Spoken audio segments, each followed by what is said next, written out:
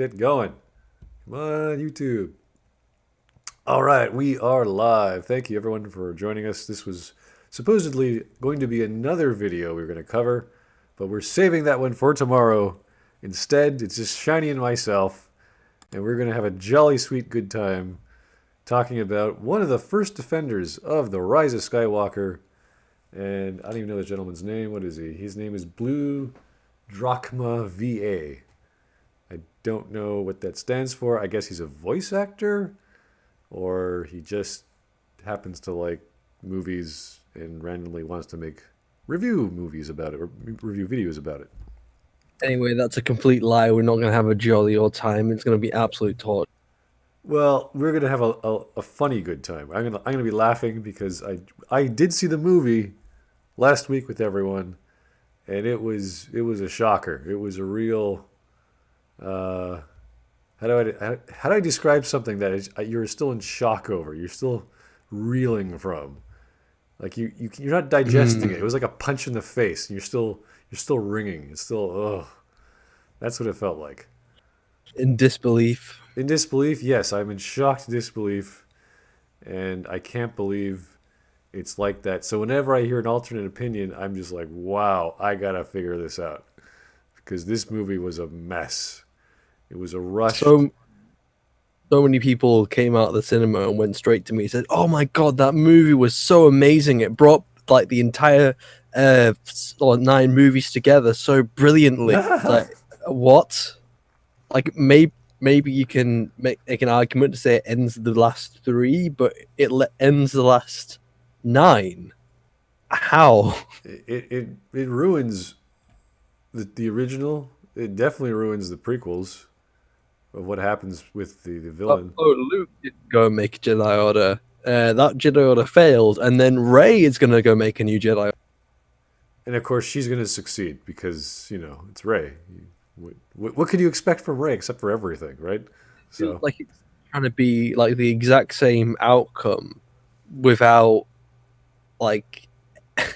It's like, what was the reason for this entire journey if we're just going to end up at the same point that we were before, but just different characters? Apparently, she can make lightsabers she just can do it. Like there's no quest. She can fly now. She can fly. She can make lightsabers. She can do anything. It's really amazing. It's like Rey is like this godchild just running around, righting wrongs, fixing the galaxy. No one tells her what to do. She does it her own way. No one can stop her.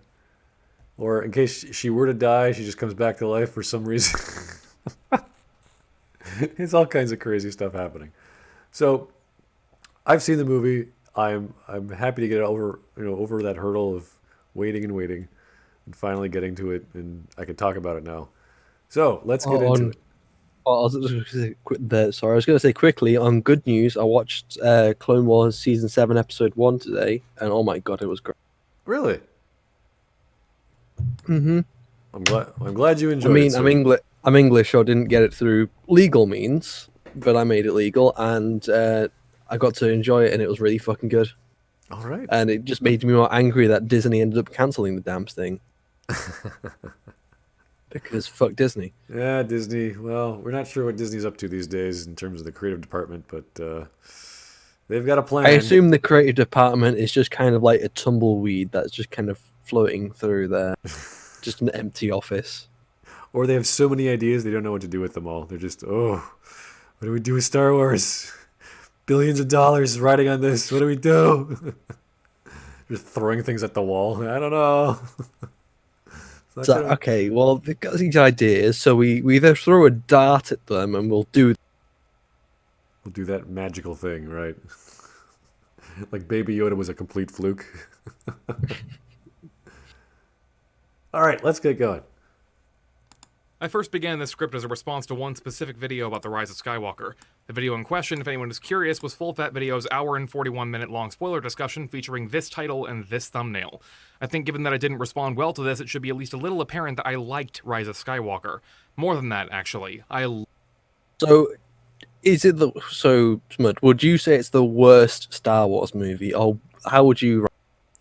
That is a tough call. That is really because you're talking about. Is it worse than Phantom Menace? Is it worse than Attack of the Clones? It is not worse than the prequels. I can tell you that much. No, at least I could enjoy the prequels at some point. I could enjoy these unless I was laughing. Well, Because the prequels had some ideas at least. I can't process what happened in episode 9, so I can't really use it as a base. Like, what happened in 9? A bunch of stuff. What was the dramatic value? I have no idea. This happened, then this happened, then this happened, then this happened. Yeah, it's kind of like a void. It's like a void in the force. It's like, what are you describing? It's like nothing. There's nothing there. It's just a pothole in this trilogy. Yeah, it's hard. It's really hard for me to wrap my brain around it. So I can't really compare it. Like with the Phantom Menace, I could say this is a poor movie, right? It's like there are some Star Wars elements, but it's poorly done. You know, the dialogue is kind of shit, and all the pacing's slow. There's so many plot threads, etc., etc. With this one, it's just a mess. So I'm not like a B movie mess, but there's something that I guess if I paid more attention or slowed it down or listened, because half the time everyone was talking over each other. So it's like, what's going on? And then you guys would be like laughing and making a joke. Thing is, at least the Phantom Menace wasn't as contrived as Rise of Skywalker. As I said when we were watching the film, so the entire plot were all okay. So they can't just go to Exegol because there's a space wall. How do they get through the space wall? They need a space compass, and in order to get the space compass, they need the space knife. But before they get the space knife, they need to get it back from the First Order. To get it back from the First Order, C-3PO can't calculate it. Because C-3PO can't calculate, they have to go to this place. Because of this place, they end up going to save Chewie and the knife, and then because of that, they end up going to this. And it's just like, it feels like it's trying to extend something that didn't, like, it's trying to add on to something, and it doesn't quite fit or make sense because it's so contrived and convoluted. Convoluted would be the word. Like, if I could properly understand the plot devices and what they were trying to do. There a space wall? Why did they need a space compass? Why does the space knife open up to point to this one specific point of the Death? That was, I like the idea of combining plot devices. Like, the knife does multiple things. It has multiple values. But because of the nature of the knife, and because it was a serrated blade, and it's a knife that's in use, and it's cut a certain way, and it's being used, and it's an object that is wearing down. So imagine if like the wreckage had just fallen in some completely different way. It's like, I guess the knife's gonna have this big bulge on the end, and it's gonna be really thin on the bottom. And then there's in this bit in the middle where it just goes absolutely crazy. All right, so I guess we get into this now. Yeah, I mean, again, I have to process this. I'm still working on the video from last week. So once I figure that out, then I can probably gauge whether this is a proper Star Wars movie, has all the elements that a Star Wars movie should have, or it's just a mess, which it already is. But if that's all it is, then okay. But I can say that the prequel films are pretty bad as Star Wars films. They had all the elements. They weren't quality films. They had all these amazing busy scenes of war, which if that's what you think a Star Wars film is great, but it didn't really connect with me. This one I could sort of follow, but things were happening so quickly I didn't know what it meant. It's hard, again, I have to think about it. These are things I can't just give a knee-jerk reaction. It's very difficult. So anyway, let's just keep going. Loved Rise of Skywalker. It took me a day or two to really digest what I had watched, and I saw it on 2 consecutive days just to help me process it. Okay, so he's admitting it's really hard to process, but his conclusion is that it's good. Okay. When I come to my conclusion, I'm going to guarantee you it's going to be a flavor of horrible. All right? I just didn't know in what capacity yet. The first time was with an active crowd on opening night, and the second was the day after at a cheaper, smaller theater where there were so many open seats, I was able to lay down with my head on the aisle seat armrest without bothering a soul. Needless to say, the split in my viewings did help me a lot to process the movie. Quite a lot, actually. The clapping, laughing crowd of the first viewing made me appreciate the film in front of me more, even when there were things I had to acquire a taste for. And the second doing in a much more lax environment meant I could divide my attention based on the scenes I knew would need to sink in a little more before I really grew to love them. I can safely say now that I do love this movie, just as much as I love both the previous installments of the sequel trilogy. Yet, Okay, so he loves this movie just as much than episode 7 and episode 8. Does that make any sense to you? I don't think so. I don't know how you could possibly do that. These are three very different ways of presenting a story. Okay, the seventh one was almost formulaic. The eighth one was just completely out of the box, like out of the nowhere it came. And the ninth one was just a giant, like you put all your toys in a box and you just blend them all together. You're like, what? This is its story now? So to like them equally is insane. Like you can't even compare them all. yes, including The Last Jedi. You don't have to agree with anything I say in this video, but amidst the unending torrent of negativity the Star Wars fandom is so readily capable of producing, I wanted to try and shed a light on this film. Maybe answer a few of the questions bothering this film's detractors, if they'll listen. Of course, they don't have to, and given how poorly most of my non-fake content does in this channel, this idea may prove dead before it even gets me anywhere. But I'm going to dip my... Okay, so he likes anime, he likes media, he seems to be familiar with pop culture, online at least, so he's not completely biased in being a Star Wars fan. He has some other tastes, that's fine. My feet back into the world of video essays and attempt to stifle a little of people's hatred for this movie. In the process, who knows? Maybe I can convince some people to give it another shot.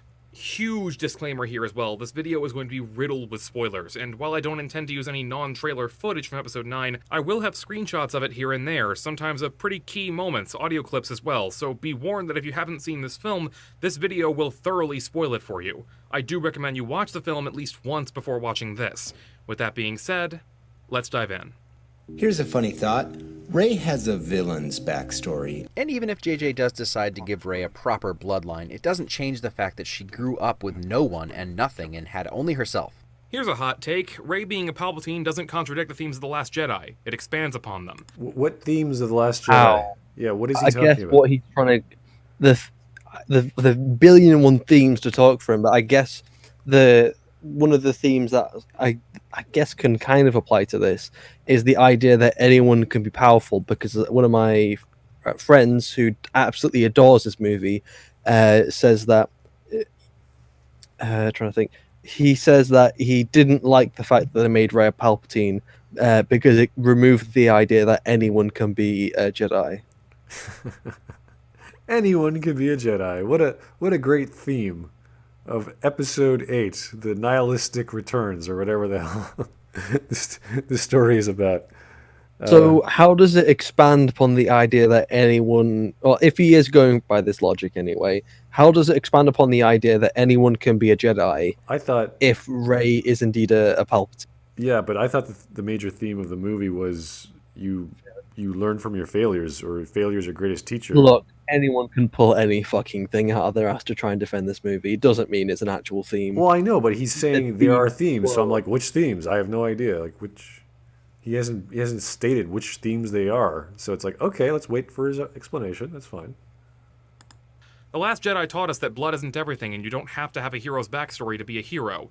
Anyone can have the Force, and is it Really, anyone can have the Force. But people stuck onto the bloodline. Yeah, I don't think anyone has the Force. I don't think anyone can have the Force. I think it's a certain select people who are gifted to be able to train in this power. But the problem is that Rey has not received any kind of training, and people were desperately trying to cling on to some kind of idea on why she's powerful. There's so many Jedi that we can. I'll just use Ahsoka since I'm watching Clone Wars recently. Ahsoka, she did not have any kind of bloodline. Ayla Secura, Mace Windu, Adigalia, all these other Jedi did not have some kind of bloodline. So in a sense, that the bloodlines don't really matter when it comes to Force sensitivity. But the reason why we stuck onto Rey, because she was just so powerful. Well, a lot of people stuck onto Rey anyway. Yeah, so we needed an explanation, and the explanation we got in episode 9 doesn't make any sense. You can't just say, "Oh, you're a thing in the Force." You're like, what does that mean? You have to explain that. You can't just say it. It's like, "Oh, you're a fluke." It's like, a fluke of what? How does this fluke work? Like, we don't even know how the Force operates. So you have to explain things that don't make sense. And that's with technology, that's with any sort of spaceship or engine or some sort of technology that is science fiction. You have to have some science fiction. You have to have some science explaining the fiction. It's really not that hard. So we need details. It's ultimately what it comes down to. And the only details we got was she's literally comes from this guy. So that makes sense. It's a cheap way of doing it, but at least it makes sense. I don't really think it fixes anything with her being a Palpatine, because even then, being a powerful bloodline doesn't mean you instantly gain all this power. Exactly. No, 'Cause that's true. Luke didn't instantly gain all this power. Anakin didn't instantly gain all this power. You know, they all. Luke lost to Vader, and Anakin lost to Count Dooku, and like they had bloodlines. Well, Yeah. at least Anakin was a Yeah, born of so the there Force. has to be more detail explaining what makes Rey able to do all these things. And they could have gone the prophecy route, like there's going to be a person who's so sensitive that she can just, like, you know, the Dragonborn in Skyrim, he can just pick up the language of the dragons instantly by being hit by it. So, you know, maybe something like that would have made sense. But we never got the detail to wrap our brains around. Okay, yeah, this girl here can do anything. So Not to mention that it also doesn't work as a. If someone walks into the story like Rey, it does not only does it not make sense by a continuity standpoint, but it also just doesn't work from a storytelling standpoint, because there's nothing for them to learn, nothing for them to grow from. That, you know, if they can instantly always be anyone, then where's the conflict of the story? Yeah, you have no real challenge. You have no real stake for what you're giving up to get to the point. Because again, we're talking about a journey of a character, and they are the nature of such a story or a story form is that you are changing the personality of the individual, and they have to go through trials, and they have to have challenges. The only challenge Rey really has is lightsaber duels with Kylo. I think that's about it. Everything else, everything else she just does perfectly, or she fails the first time and then solves it instantly. So these are problems with the story as a writing concept, not as a story form, because the story form is like, well, she does have challenges, but they're just not very good challenges. So what's the point? Here's a super chat from Alexandra Mosley. I didn't hear anyone bring up the Force equals bloodline argument before TLJ. Yeah, exactly, because we had all those movies and all that content essentially showing us and telling us that you have to train. And there are some aliens who are naturally Force sensitive, and they have some training. There's the Mira Lucas, which are very well known. But yeah, after that, TLJ came by. So. The Last Jedi and Rise and another thing is that Rey's either mother or father, who was the child of Palpatine, got killed by Uchi, some fuck off Sith assassin. Yeah, so what happened to the powers of Palpatine's son or daughter? Were they like not Or maybe son and daughter. Well, who knows? This is Star Wars. Yeah, it's true, but like what? How come they weren't as amazing? Why weren't they even stronger than Rey? What was going on there? So it's sort of awkward now that you have, okay, well, she's the great grandson. Wouldn't that mean a diminishing in the bloodline because you're mixing with other genetics? And apparently not. So whatever combination of grand or son or daughter from Palpatine combined with someone else, I guess, or it could be another Palpatine clone. We don't know. Who knows what Palpatine does in his off hours? Made an even stronger user in the Force who didn't need any training because, and again, But obviously in his own time he was just off getting busy. Yeah, or he was doing that whole genetics thing. We don't know. You know, he had a vat of a vat of what would we call Snoke? Is he like is he partly genetic, or is he just like an experiment? Well, we just know that he can be grown in some fashion. Some people say it's a clone of Palpatine. Right. Other people say that he was built from scratch by Palpatine. Though I don't think I've heard of any reason yet. Yeah, so we can assume that he knows some sort of genetic manipulation to do so. they're just not perfect. And we know from the EU that making clones of Force users is really, really not easy to do. It's kind of messy. That's where we get was it Luuke Skywalker clones? They just kept adding the U to his name. Great writing idea there, author, whoever came up with that. Skywalker knew that Rey being a Sith's granddaughter would muddy that water, they future-proofed that lesson with the broom kid at the end, who is in every sense of the word, a nobody. Okay, wait. No, they did not future-proof a damn thing, okay? I don't think Mr. JJ had any idea what the hell the broom kid meant in relation to making... I think you mean Ryan. Well, no, it was JJ didn't know the Well, script. no, Right? I think what he was saying was that Ryan future-proofed his, well, like what he's saying, theme by also having the child be able to use the Force, not just Rey. Well, if that was the idea, then how come JJ had Finn be Force sensitive, or feeling? So he started feeling things that he thought were true. Like that could just be intuition, but it was implied that Finn had. Well, some people saying that, if Finn had the Force, like that's what he was going to tell Rey. Perhaps, but he implied it was. There's that one scene I haven't gotten to it yet in my analysis because we're doing the editing right now. He had a feeling that it was perhaps a Force sensitive feeling that he would can sense stuff far away, like Leia would when she had no training. Well, when we thought she had no training, we're not sure anymore. So,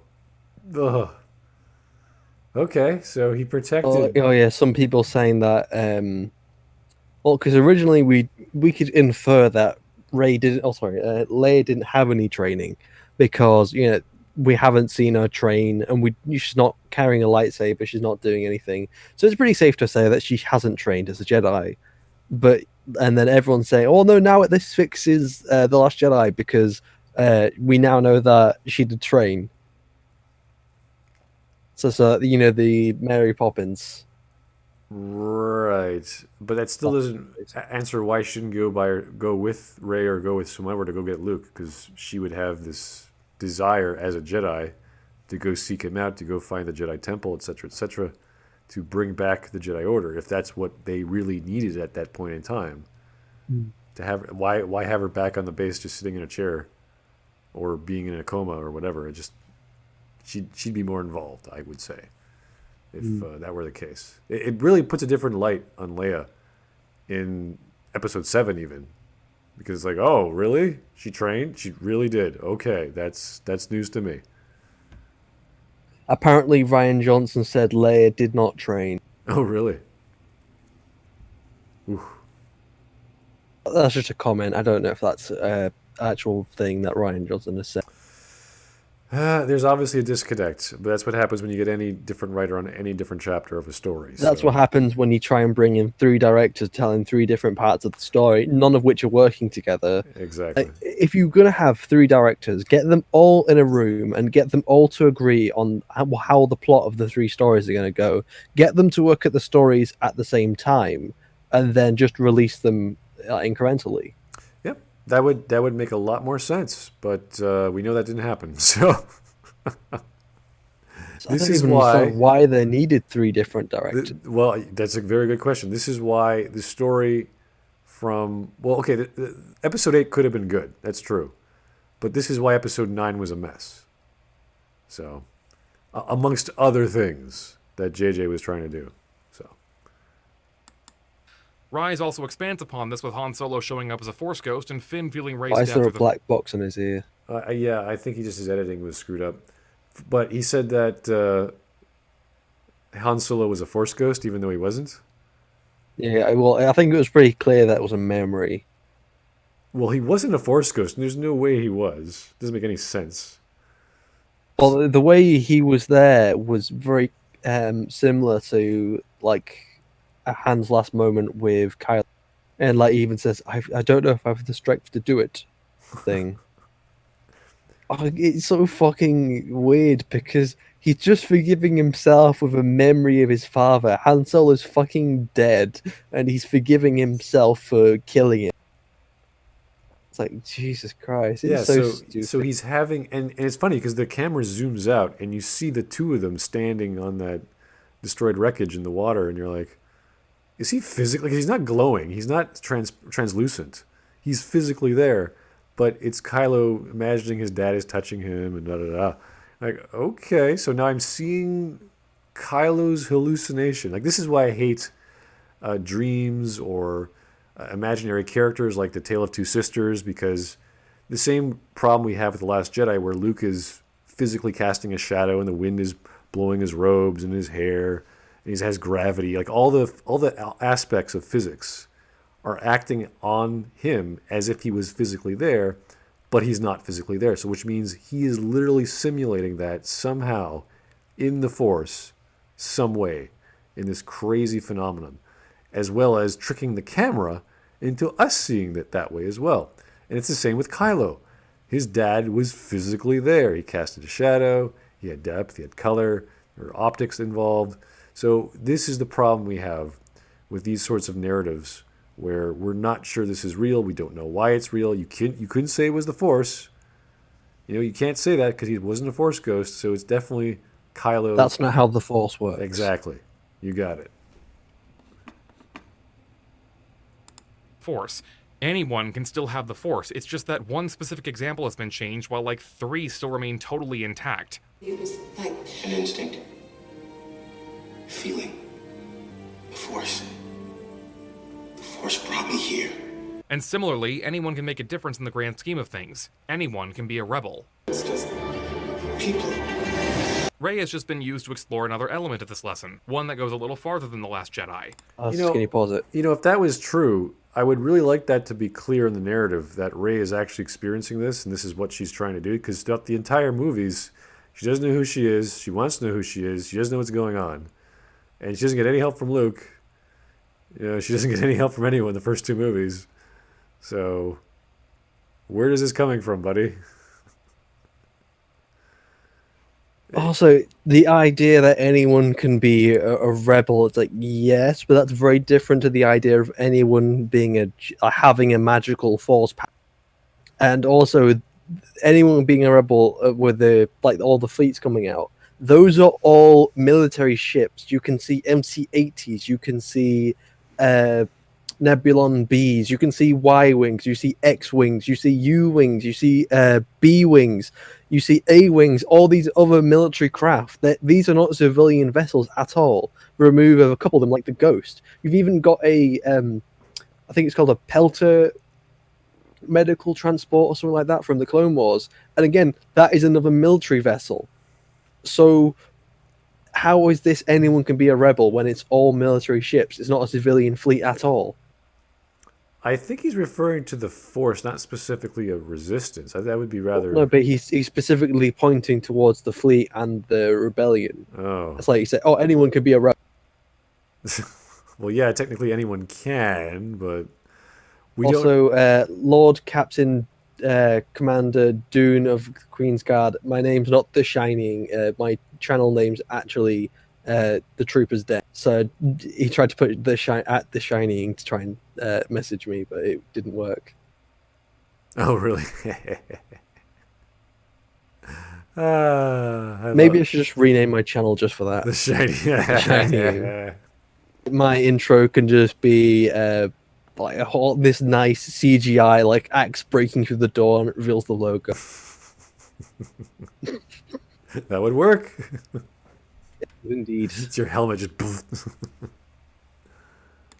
The lesson of the second film is that you don't have to be special to be, well, special. You don't have to be special to be special. That makes lots of sense, thanks.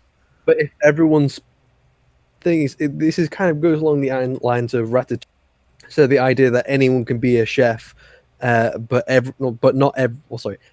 can be a chef, but not everyone can be a chef, or something like that.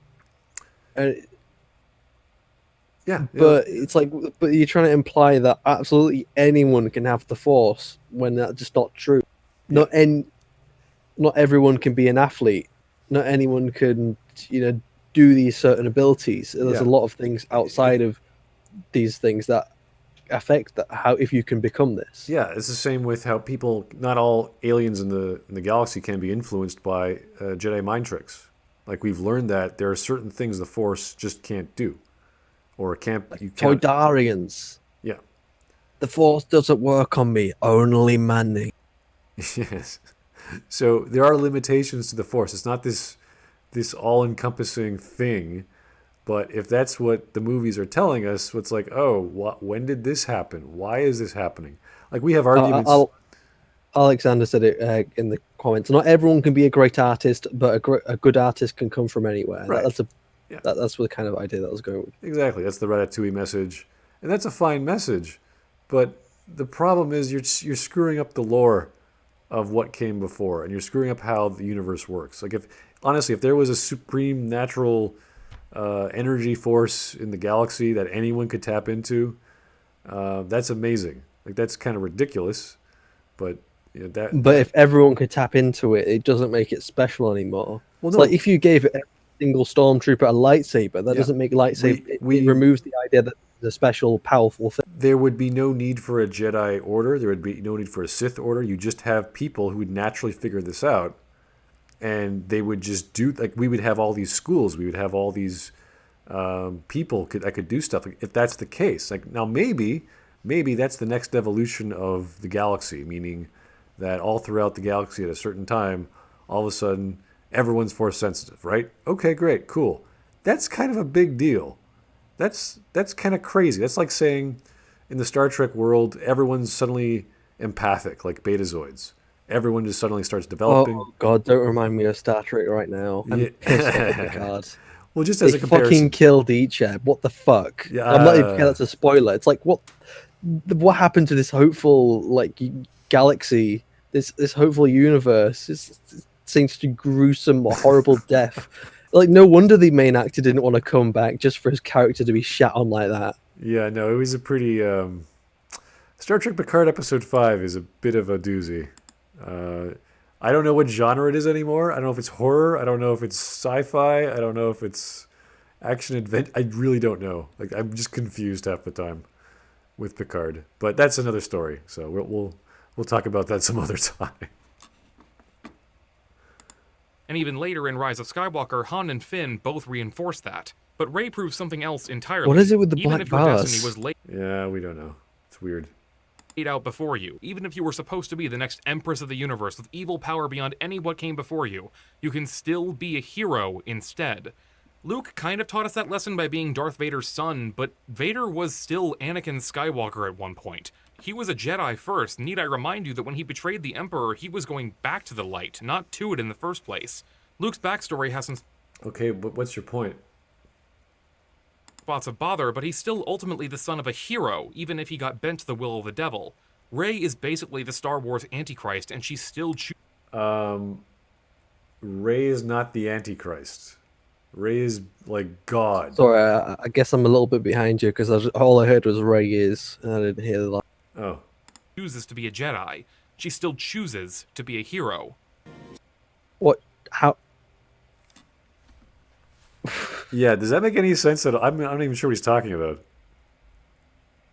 How is Rey? I don't. How is Rey the I don't Antichrist? What is he talking about? Wouldn't that imply like the evil Jesus sort of character who just wants to destroy things? Wasn't that more like Kylo Ren's role? He's kind of evil. Big nasty guy. Wants to take over the galaxy. Whereas a Jedi hero would be like the best Jedi ever. You'd want peace and happiness and prosperity for all, right? I'm a bit confused. What he's talking about here. Some things are stronger than blood. Let's talk about Palpatine. I guess what he could be talking about is the fact that she's the daughter of granddaughter of Palpatine. If I guess that's what he's trying to go for. If that's it, there's no relation to that in the story. She's never evil. Yeah, she's not the Antichrist. She's the granddaughter of the Antichrist. If he's trying to go that avenue, but I wouldn't say Palpatine's the Antichrist because the Antichrist. I don't even know Palpatine. Also, I don't know Bible lore, but I thought like it was just a mirror Jesus. I don't think Palpatine's a mirror Skywalker or a No. mirror Yoda. It doesn't really matter to me what the explanation for Palpatine being back is. However, It doesn't matter. We don't care. Who knows? Who cares? He's back. It's fine. Yeah, He exploded twice, but we don't need to do anything about it. this is completely neutral. This is nothing. Yeah, anyone can be great. Oh yeah, except when you're the granddaughter of Palpatine. Yeah, so yeah, that doesn't break your philosophy at all, there, buddy. Jeez, is he paying attention to this movie? That's kind of a sad thing to say. Like it's like, yeah, well, you know what? Genealogy, blood doesn't really matter. Oh, except unless you're the granddaughter of Palpatine, then of course you're God. And he's like, yeah, well, it doesn't really matter why Palpatine's here. It's just he's just here. Like, okay. in case anyone was missing that context, some of whom may even have seen the movie but just not caught it, here's all the explanation you need. The dark side of the Force is a pathway to many abilities. That's not an explanation. It's not an explanation. The dark side of the Force is a pathway to many abilities people declare to be natural. It's not an explanation for how he survived. That's just a statement of, like, the Force, again, is a pathway to many abilities people consider to be a natural. But you need to show us those paths. Show us the technique that actually means what he's trying to get at. Like, what is his...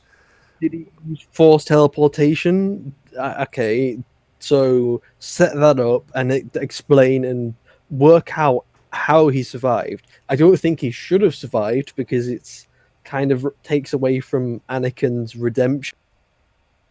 But this whole thing's a mess. It's a very odd statement to make about Palpatine, and that's, because the dark side is mysterious. It's like the Force is mysterious. It doesn't mean it's not explainable.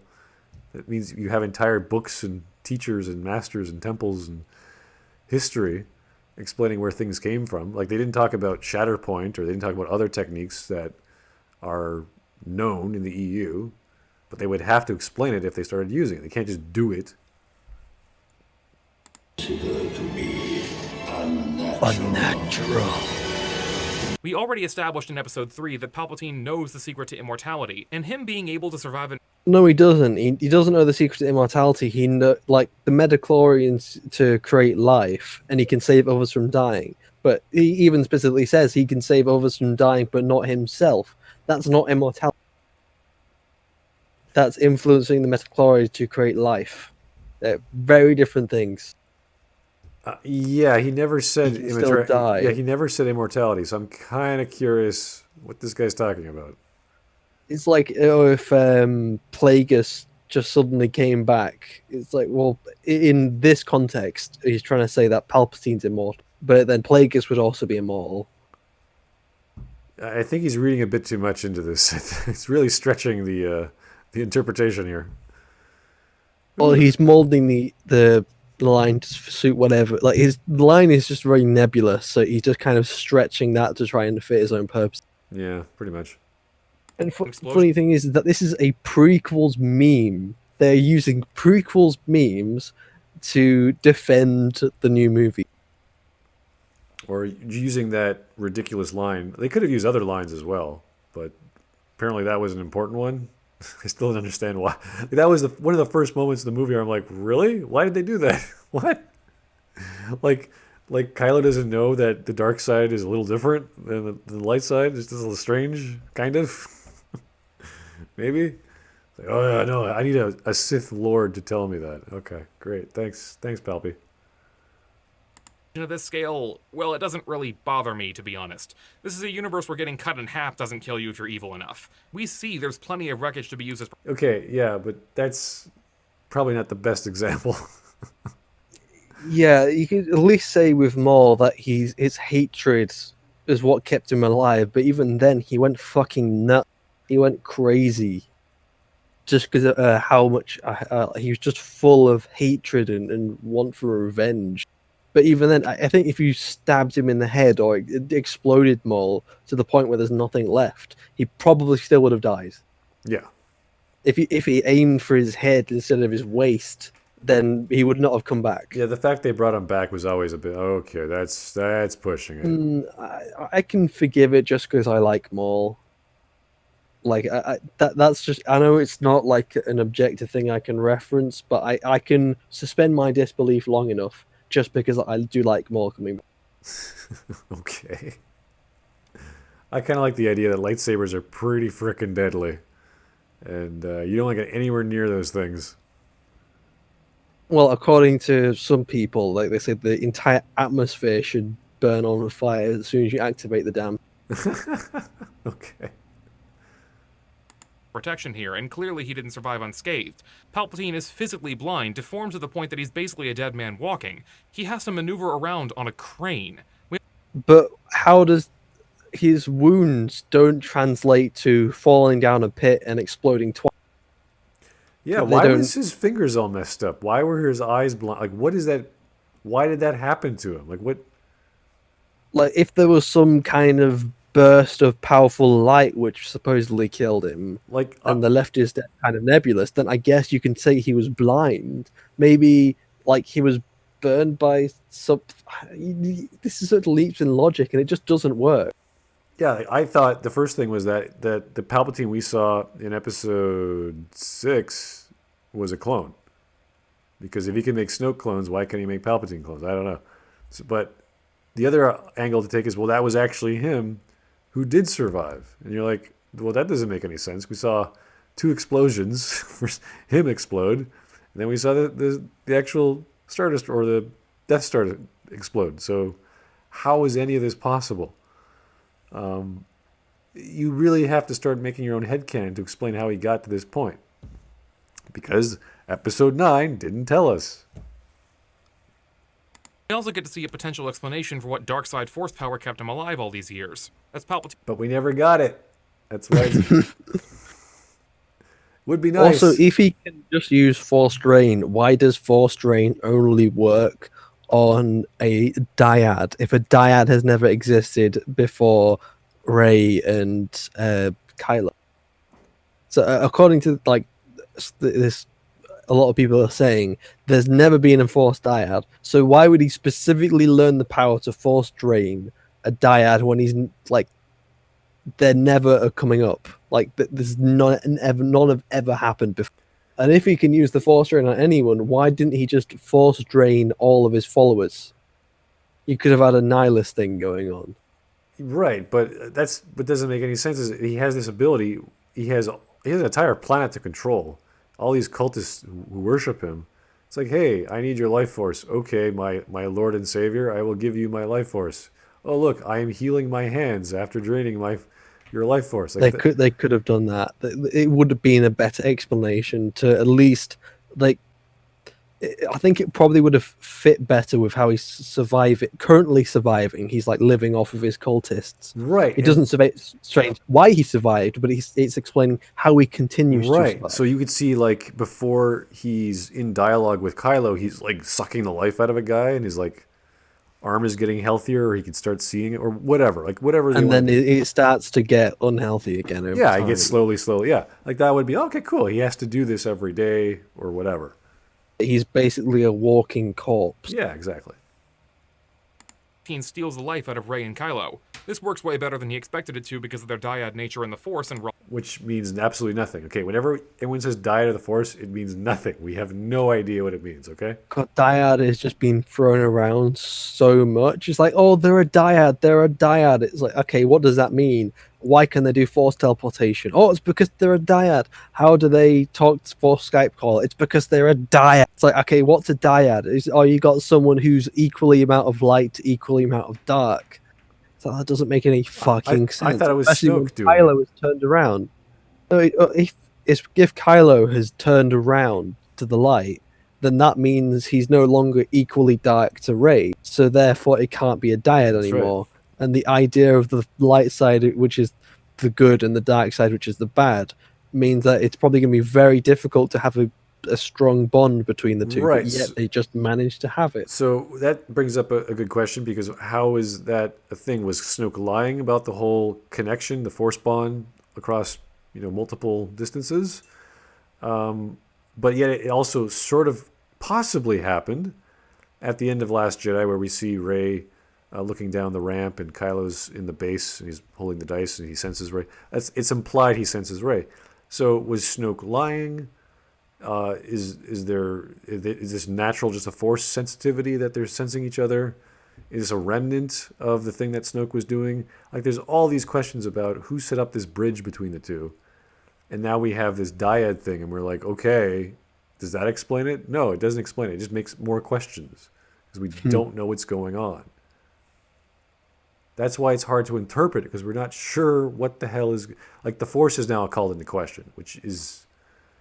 You can't use it as defense anymore, because the narrative is telling us one thing, another narrative is telling us another thing. We're seeing it do different stuff. It now changing...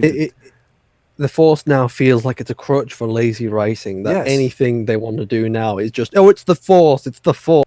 The Force does this, it does that. You don't need to worry about what came before. Which is essentially, when you look at fan fiction or people who don't know how to write, they say, I'm gonna write a story about like Harry Potter, and now magic can do this. It's like, no. We have rules for magic. We have all these rules and all these schools and all these techniques and incantations, etc., to cast a spell and how that works. Now you say, no, you can just do it now. The movie about space was intended for children. Shut your brain off and just join. Yeah, see, I watched the Patrick Williams video just recently, so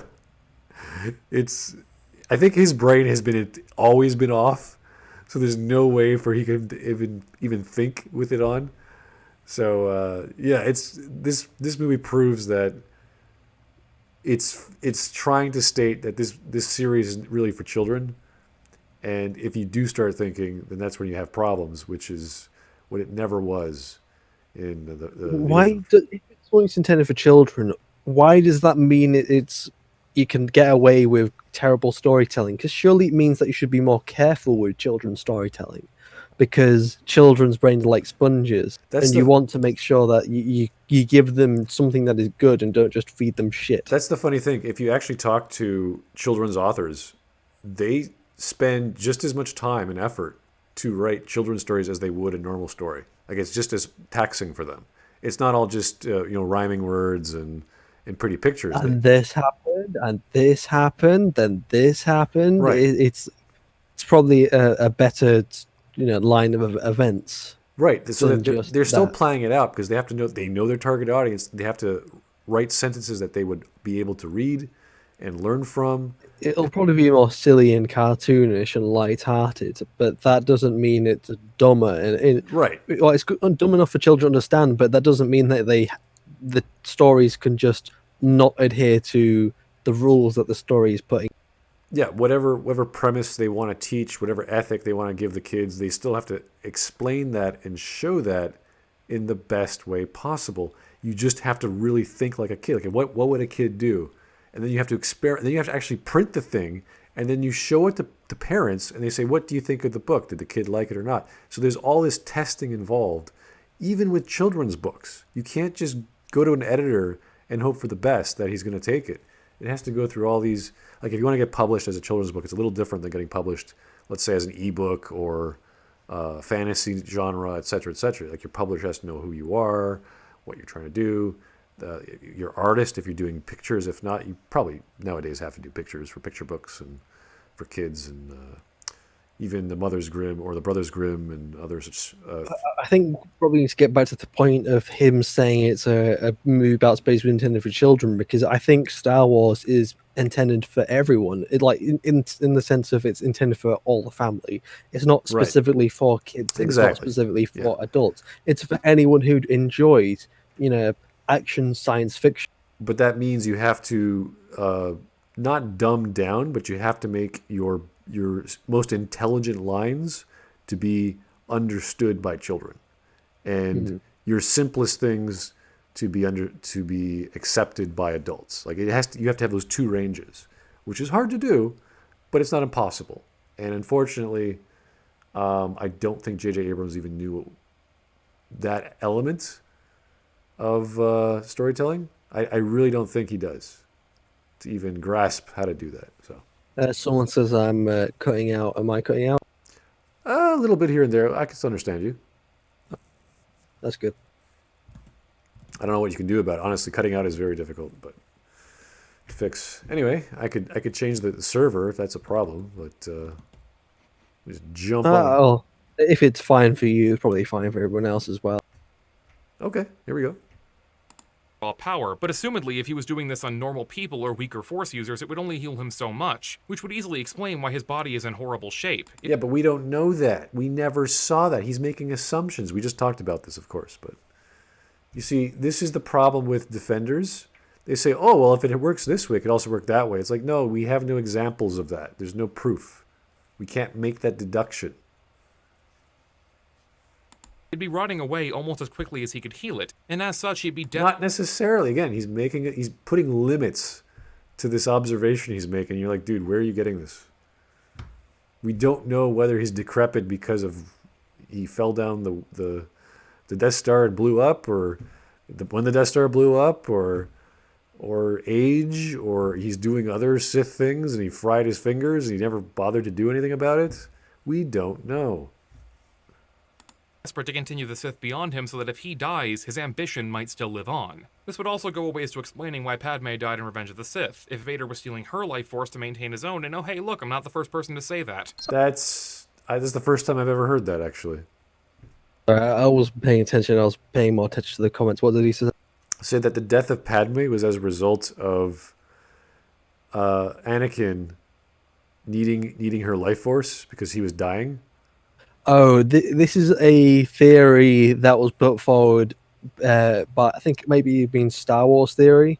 His theory was put forward that the reason why Padme was dying was because Sidious was transferring Padme's life force into Anakin to help him survive, and Anakin was basically like a zombie. There is nothing in canon or in the stories to suggest that this is true. So it's at the moment it's just a theory. Yeah, that's stupid. I've never heard that. I don't know why he's even bringing that up. But okay, let's Like keep going. then again, the idea that Padme is just dying of sadness is also pretty stupid. Well, So- dying of childbirth is pretty common, so I accepted that. Well, no, it's not dying of childbirth though. They specifically say she's losing the will to live. That's the explanation they give for in Revenge of the Sith. That must have skipped me because I thought that was asinine when the first time I heard it. Something I've always found interesting about this scene is the timing of Vader's birth and Padme's death. Vader The timing of Vader's birth. Okay, the timing of I think. Oh, when Anakin becomes Vader. That's what he. creation, not birth. I think that's a little too Well, apropos. I think he probably said. Well, I believe that Vader and Anakin are two different people. Like their actions and who they are pretty so different. You can say that they're probably different people. So when Anakin dies, essentially Vader is born, Yeah, and that's what he's going with. I- But the way he's saying the scene of the timing of Vader's birth and Padme's death, it seems very weird way to put it because Padme is actually giving birth. Yeah. Oh god, no! Witten Foley's going to end up coming with things like, "Oh, this has got something to do with her womb." Padme is giving birth to Vader. Okay, he's using the wrong verb. Let's just say that, okay? It's too confusing. was dying, and Palpatine had promised him they could find a way to beat death together.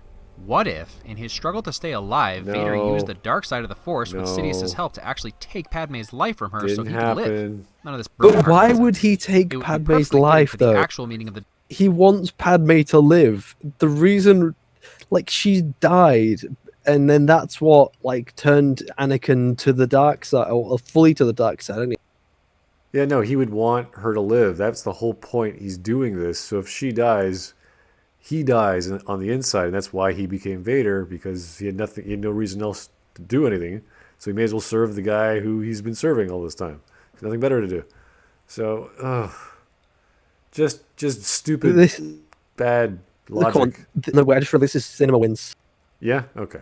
Oh god, it's cinema. It's basically the complete sins and just as bad, probably worse to be honest.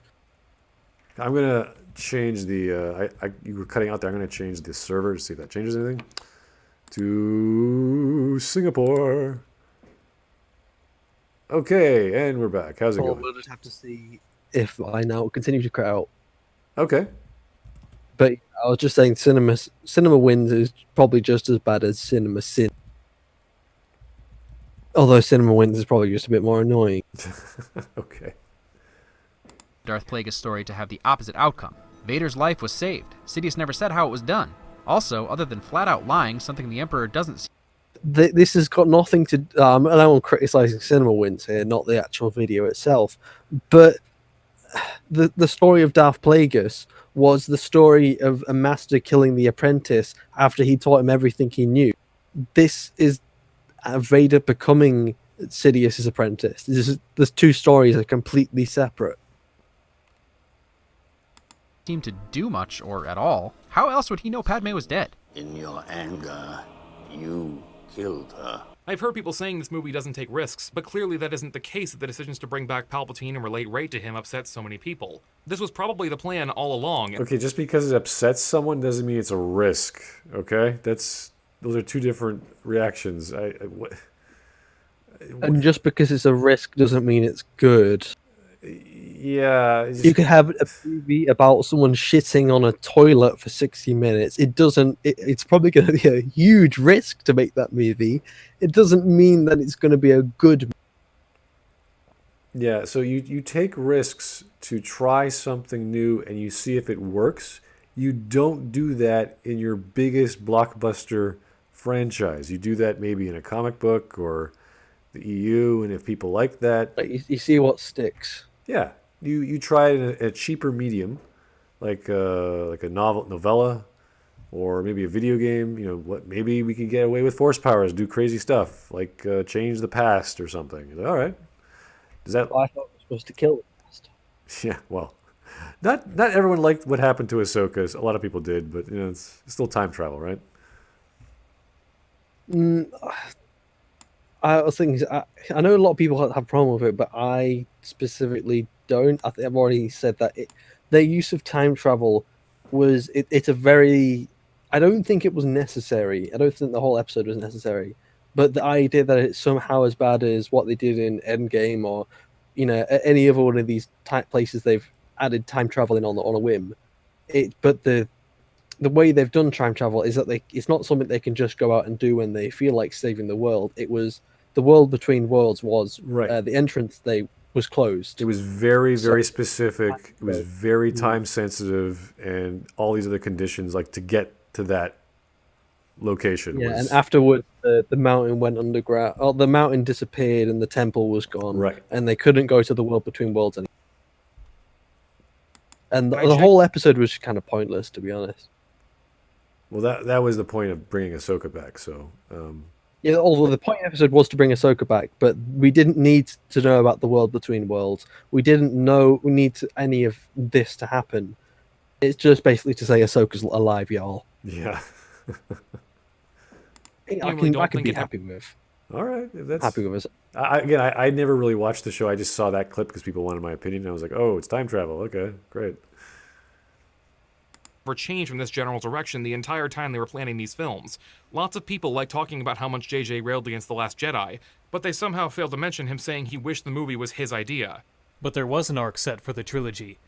And JJ said he loved Ryan's script so much he was jealous he didn't make it himself.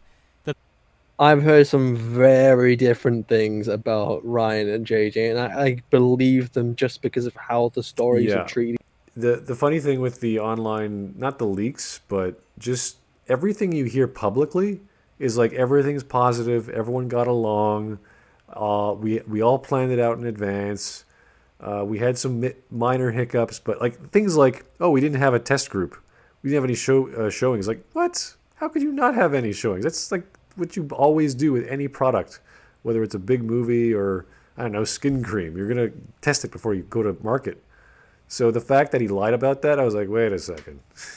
Something's Also, up. I honestly don't believe that J.J. Abrams had any kind of plan for the trilogy, because his idea of mystery boxes, it's like, what is a story but a mystery box? That's his idea for going to make the trilogy, and I don't think that he had ideas I think he had mysteries to set up. He didn't have the ideas behind those mysteries. Yeah, so clearly this was a lot of interference being run by Disney, Kathleen Kennedy, J.J. Abrams especially, because he was, the guy making the movie. And Johnson was just like, oh, yeah, we talked to him and did this and that, like basic, no information being revealed. And if you look at, again, Also, the I DVD. just want to point out that this is by the Mary Sue. I wouldn't say this is the best source of information anyone could ever go. Yeah, don't ever go to the Mary Sue, guys. That's just, you're hurting yourself reading anything from the Mary Sue. If you respect your sanity and yourself, don't go to that website. Yeah, pretty much. They know about that. I've talked about the Mary Sue before. The film didn't disrupt the ending he planned, and that he was inspired by The Last Jedi to be bolder with his final film. Rather than try to interpret Rise Inspired of Skywalker to- no. to mean something that... Inspired to do the exact opposite. So, like, even to the extent of a Jedi's weapon deserves more respect. I was wrong. Thanks, JJ. I'm sure it all worked out in the end for you. Oh, boy. I kind of feel like Luke was supposed, like, the whole. I can imagine that JJ had the idea for Rey coming back to the island before he saw, Last Jedi, and then Luke ended up dying. I'm pretty sure the whole scene, the idea behind that scene, was with Luke to be still alive. I love how she actually destroys her ship to strand herself. And then Luke's like, nope, I'm going to give you my X-Wing. It's like, what? Couldn't you have, like, stopped her? Why did she just run off? Why did she run off, though? Couldn't you have stopped her before she lit it on fire and just talked to her? And say, hey, whoa, calm down. She literally... She heals Kylo, then runs off to a TIE fighter, and then just flies away. It's like, why? What is the reasoning for her just running away? Everything she does is on her own volition. Like, she never consults with anyone. Yeah, she just walks away for no reason. Like when she it's like, I sent Kylo Ren. It's like, why don't we just leave in the ship? Yeah, it's like no, I'm going to walk out into the desert so Chewie can get captured, and I'm going that was totally ridiculous. That was stupid on so many. I was just sitting there going, what? Where is everybody? Why are they walking around? But even when they got to the planet with the Death Star, she just steals a ship and just. Oh yeah, that was that's 1 in a million for the holo maneuver. Yeah, well. That was another problem. But, we'll talk about that if it pops up.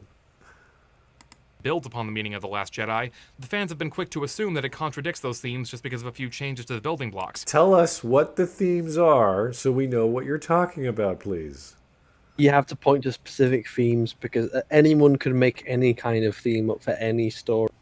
And my biggest problems with themes is that I will point to a theme in Jedi Fallen Order, which I really love. You can so in the first planet, you actually see the Republic being deconstructed to be reconstructed into the Empire, and you can go even deeper. It's like, well, they're turning these ships that used to bring hope into ships that can bring fear, and you can just dig and you can dig and you can dig into this one scene. But the writers could have just thought, oh, let's just put some ships in there, and they could have logically just thought, okay, they would actually have a place to where they, take apart these ships. So that is a theme that I have taken away, but someone else can take any other theme away, and none of these themes might have actually been in the original idea of the script. Right. That's an interpretation to create something in your head, whereas themes, in my definition of what a theme is,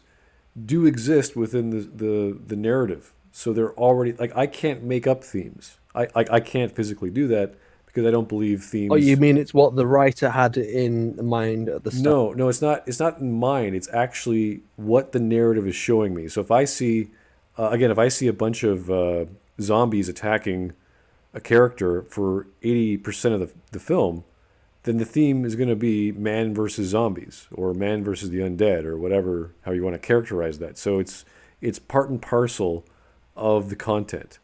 So I say this like, a major theme is 33% of the story. A minor theme would be 32%. So it's just what the content is about. That's what a theme is to me, what the stuff is about. But I guess very nebulous with after the Last Jedi. Anything's a theme. The Well, themes, the that's themes. because we've been listening to so many weird people who interpret it in their own. Like honestly, Wit and Folly is the most ridiculous I've heard. But you can interpret a film any way you like. That's true, but it doesn't make it true in the actual film. So this is the problem I have with people who bring up the idea of themes without actually addressing what a theme is and then giving actual examples. So hopefully this gentleman will do so right now.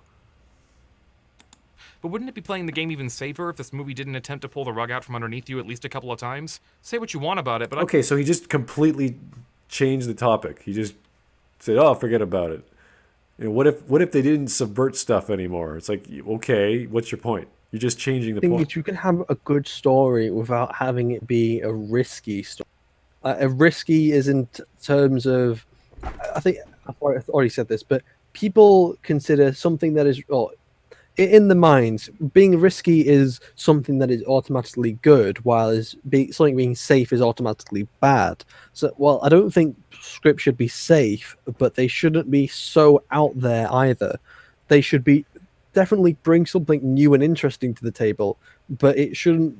But the idea that it is bringing something new isn't something that should be applauded within itself. There's a misconception saying that risk is always good and non-risk is always bad. That's false. But the thing about doing a risk is that it's got a high chance of failure, but it's also Right. got high rewards. That's So if you do a risk and it works out perfectly, you get great rewards, but there's also a large chance that it's probably going to flop and fail and be a terrible idea. The reason why writers, at least in my understanding of writing, make a risk is because they are breaking rules. So they know how to break rules, and they're going to say things like, say, Dave Chappelle. Like his jokes are very usual. Like other comedians who would make those jokes would probably get a little bit of flack because they're either racist or sexist or whatever.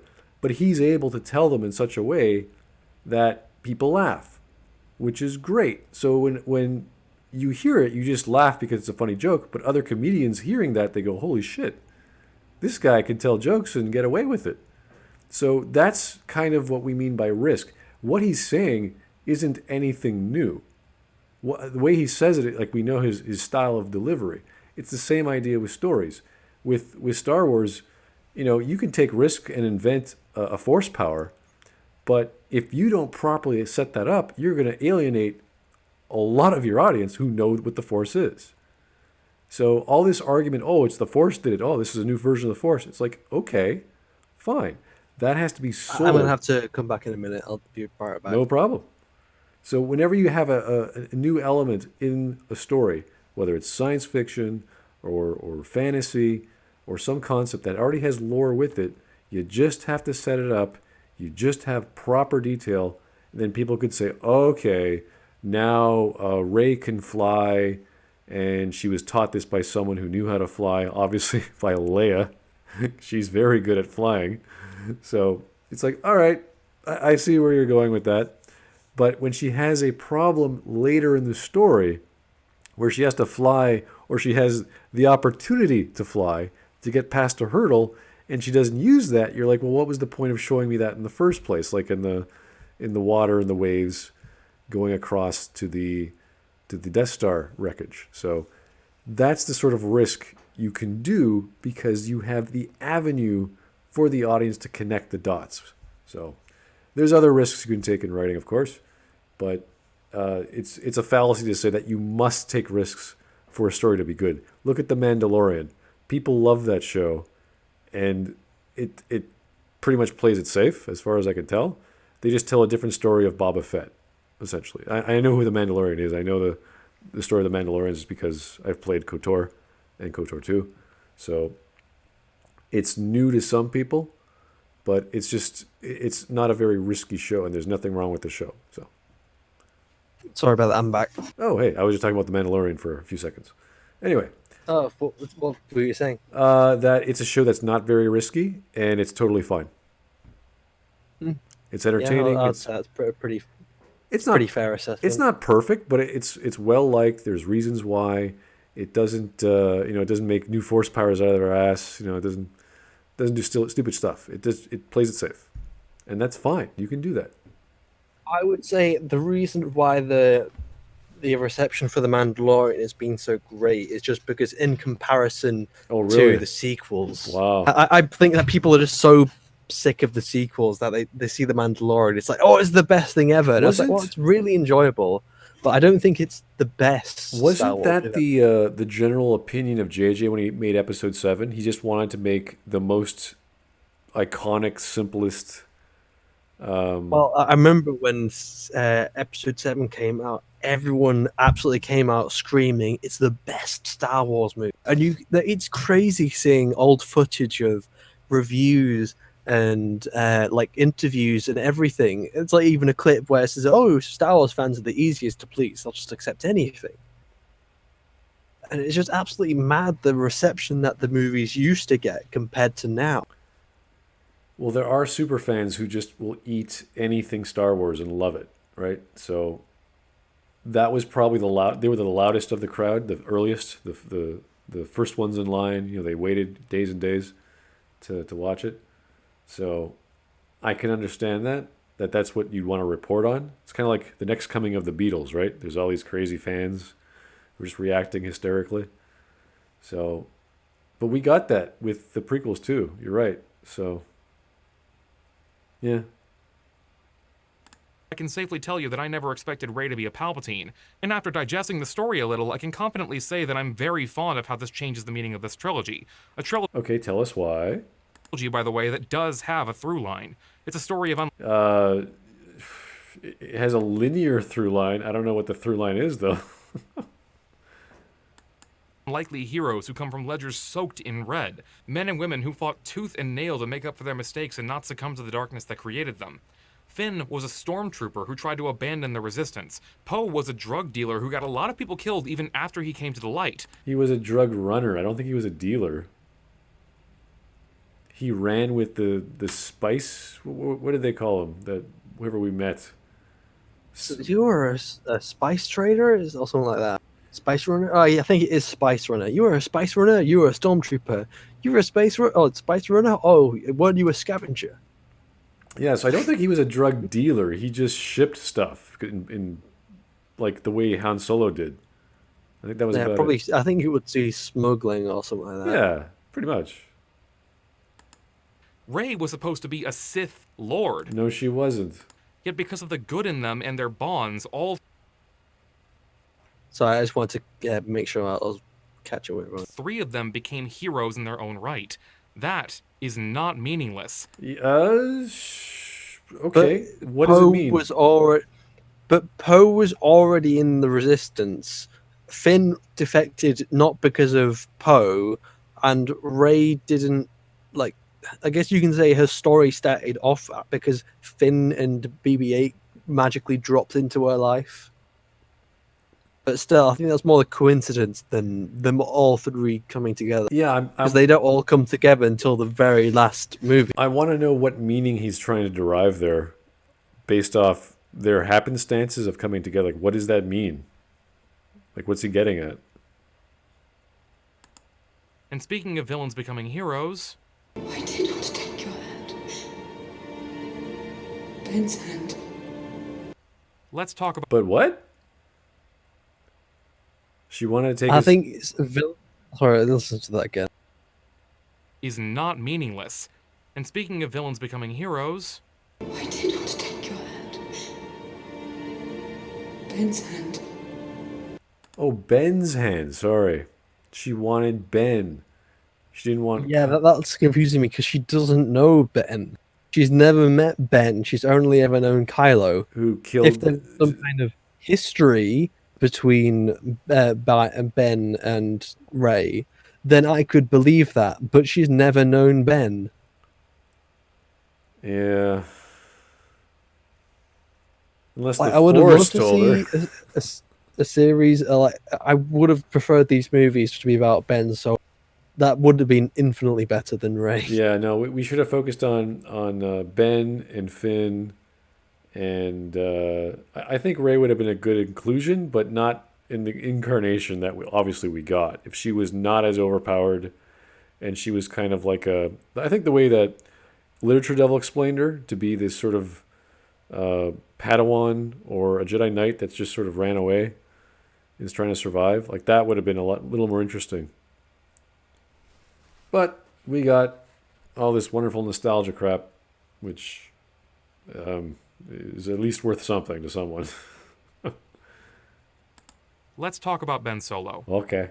Kylo starts this film just as unhinged and angry as he was in The Last Jedi. He's still reeling from his non-fight with Luke, and he's never struggled harder with his identity. The Emperor coming back only challenges him on this even more. Here's his chance to make a final decision, either overthrow the Emperor and end the war as a Sith, or rise up against him and win the war as a Jedi. He tries... What? I don't think any of this is actually... like, none of this is actually in the film. Maybe you could say it's inferred, but it's not like a strong yes, this is in the film. Yeah, no. It's like you can say maybe he's conflicted, but all the other stuff he's talking about is just stuff he's pulling it off his ass. Yeah, because when he has that little boardroom meeting, he's like, now we can become a true empire. You're like, wait a second, you are an empire. What's happened? And they already own the galaxy. Yeah, so all of a sudden there's a new kid on the block. It's Palpatine. He's like, oh, well, I'm going to make you an offer you can't refuse, buddy. And you're like, really? Do I need your help? Like, he could have just said no. No thanks. But that's the problem with Palpatine's plan, is he only launches one ship to blow up one planet. And you're like, okay. And why doesn't he just launch all of his ships at once? Why does he warn the galaxy that he's... Yeah, it doesn't quite make sense. Like, why did he create Why the does he First Order? drive his ships into the ground? Why did he just have his fleet on standby or in space?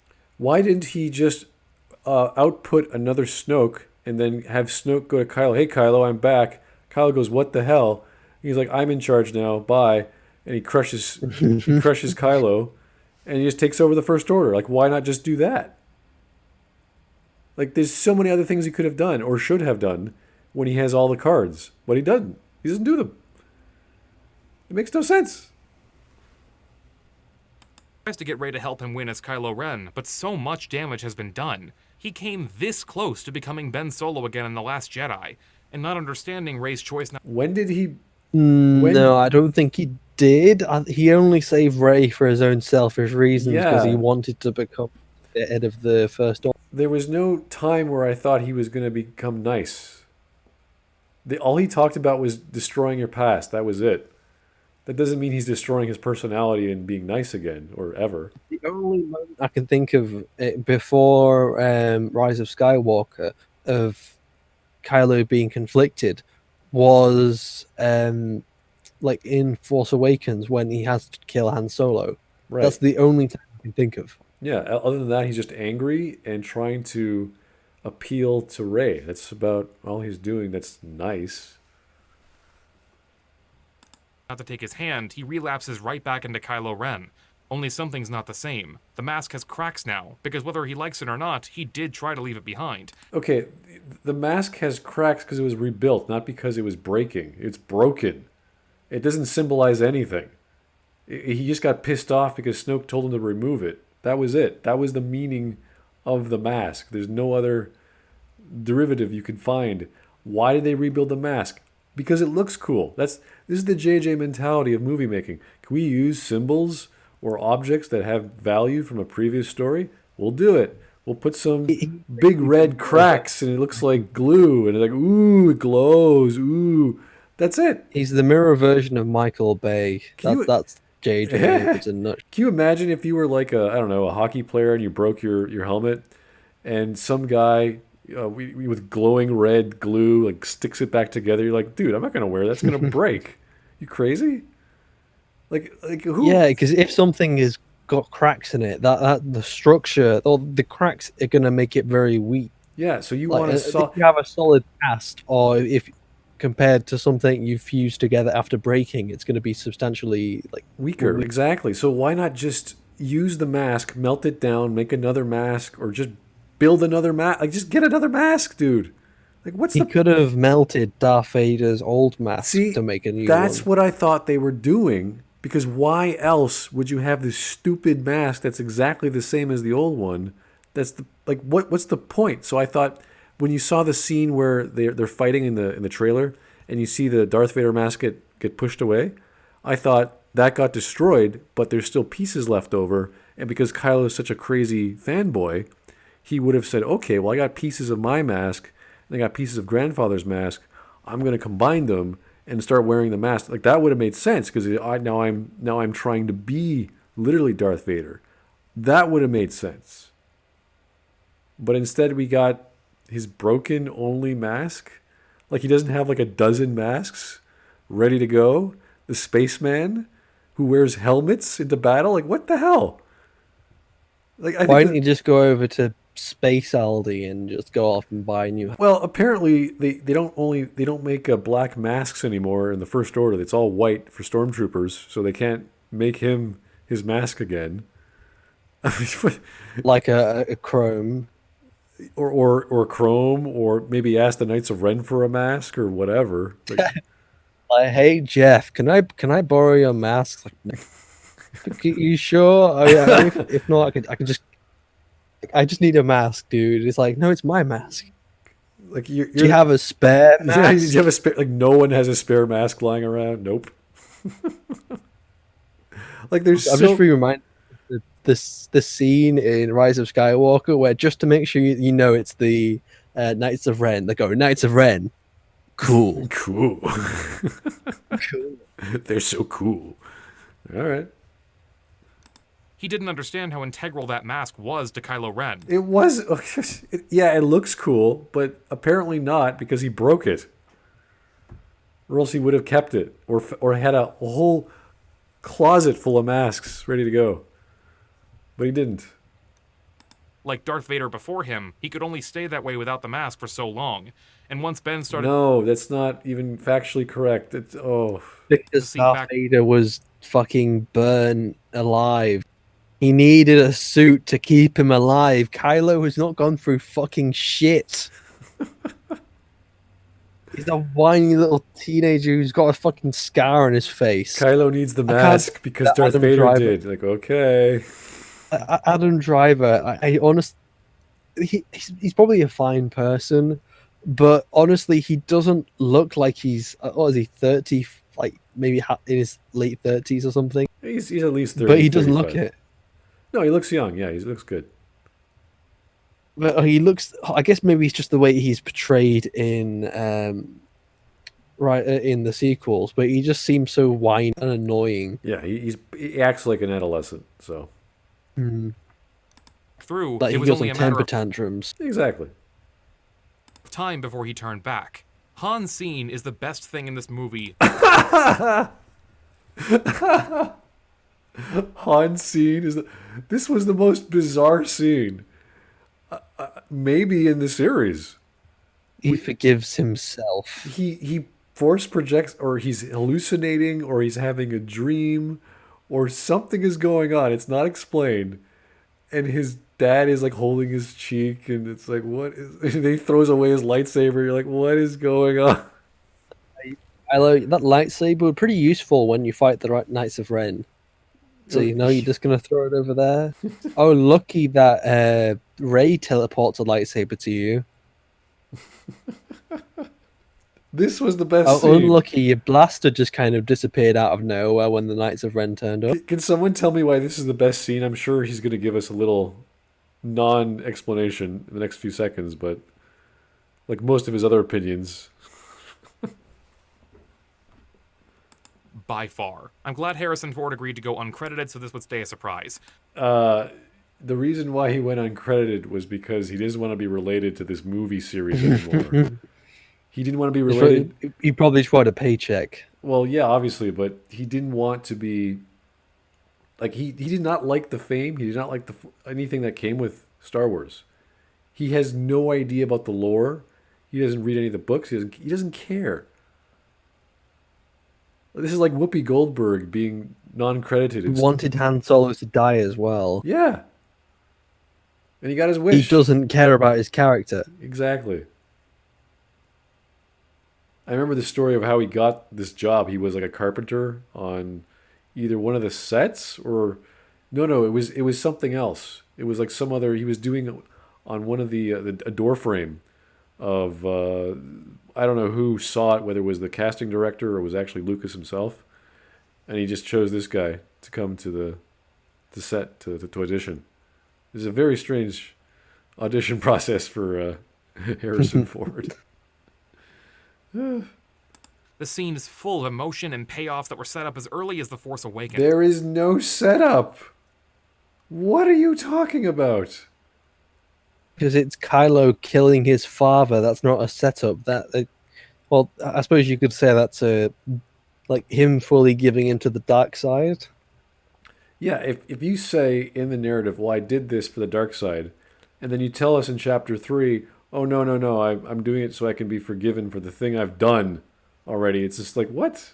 That's not a setup.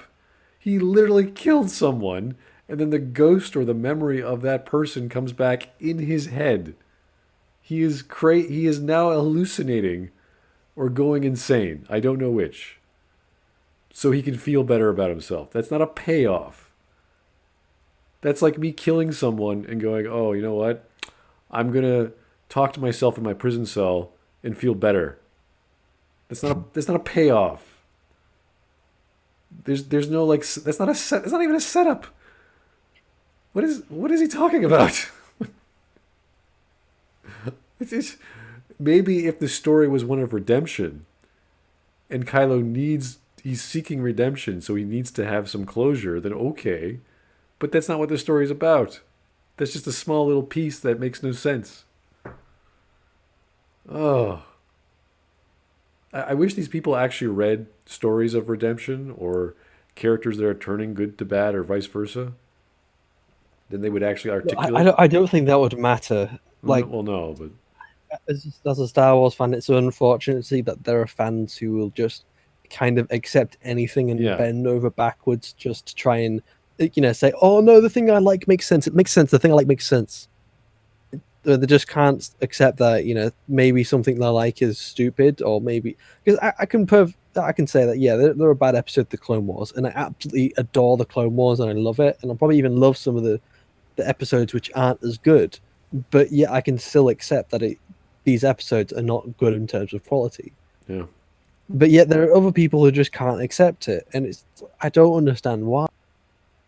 Again, we don't mind it that this author is enjoying the movie. It's his rationalization. Oh yeah. It's his rationalization.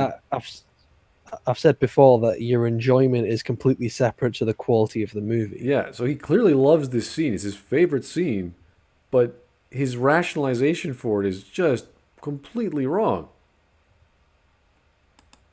It's easily my favorite. Okay, if you want another explanation of a payoff, Chekhov's gun. You set something up, you see it do something, right? It's the most basic payoff in as devices in storytelling. Piece of quiet conversation in this trilogy. One of my favorite scenes in all of Star Wars. The way Kylo's words from when he killed Han are turned against him. The way he holds his lightsaber the same way he did back on that bridge. And for that matter, the masterful setup to this moment during his duel with Rey. It's perfect. No. It's not perfect because you say so. It's not masterful because you say so.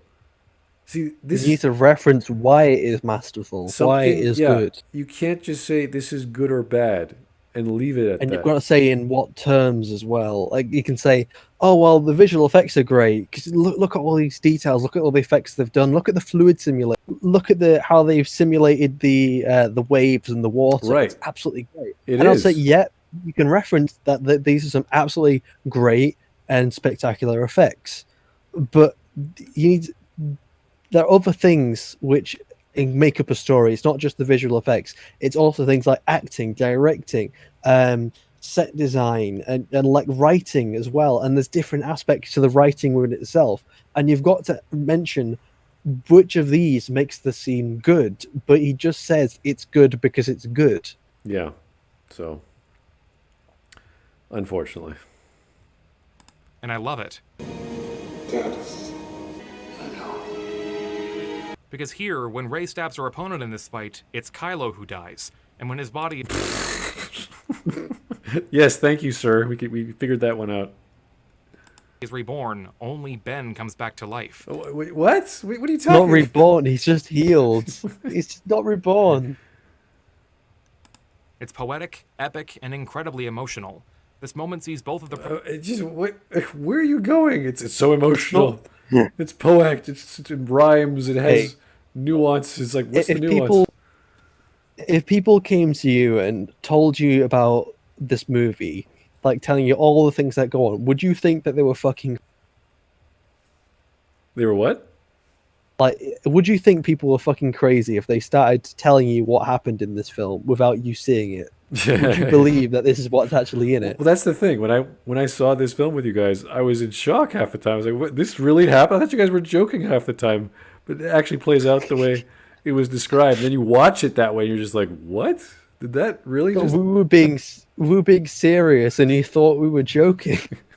Half the stuff I didn't believe. I was like, "That's not going to happen." Like, come on. Like, no, they're not gonna do that. No, oh fuck, they did.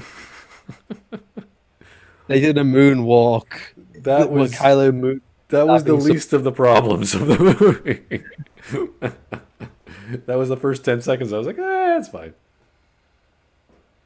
Prophecies from Episode 8 where Rey and Kylo saw each other turning come true, and Leia's sacrifice ensures that Rey is able to come back to the light and heal the body that Kylo can no longer haunt. When was she never But away Rey from the light? Yeah. When did that happen? When she was always the light. What is this? See, this is the problem. These guys are so cut up their own headcanon. They don't know left from right. They think this is what actually happens. Like, nope, that never happened, buddy.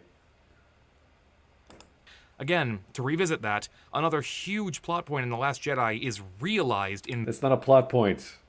There's no hurdle for her to overcome here. The plot point just passed, where she had to go figure out her past, and we got nothing because Rian Johnson. Now she's just looking for comfort because she's alone. That's not a plot point. What are you talking about? Like, they don't even understand the terms they're using. I just, Does that trigger you? He's using terms he thinks he knows what he's talking about, and then he's describing it into something that is supposed to mean something. And you're like, dude, what are you even talking about? It's like mixing up the word like positron with electron, right? It's like, what? Like that has nothing to do with what you're talking about. Yet so many people are still acting like it retcons the one that came before it. I mean, did you count Darth Vader telling Luke he's his father as a retcon? Sometimes the story is... No. That's because it's not a retcon. It didn't rewrite something we know. It gave us a twist. Because we...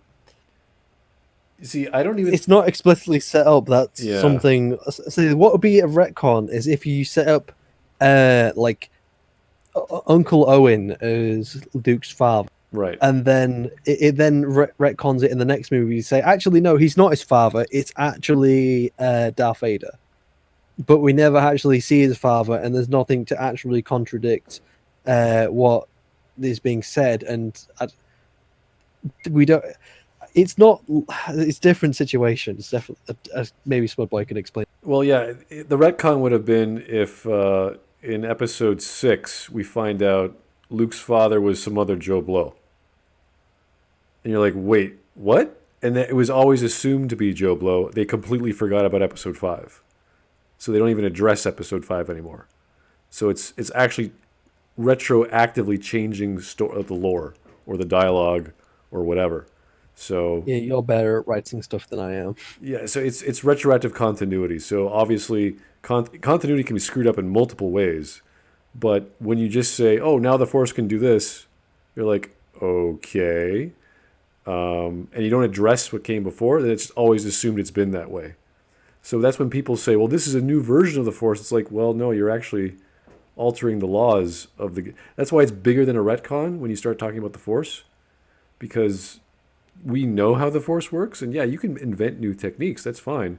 But it always comes from someone who knows how to do that. It's like a researcher making medicine.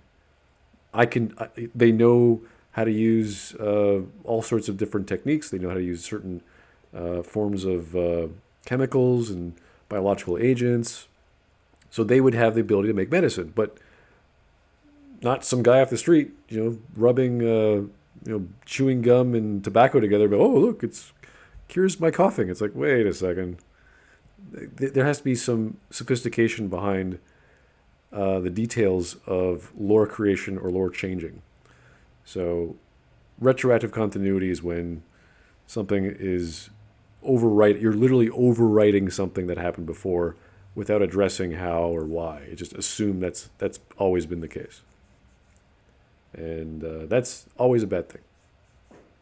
Even if it's a bad thing that was mentioned in the lore previously. So you either have consistency or you don't. There's no.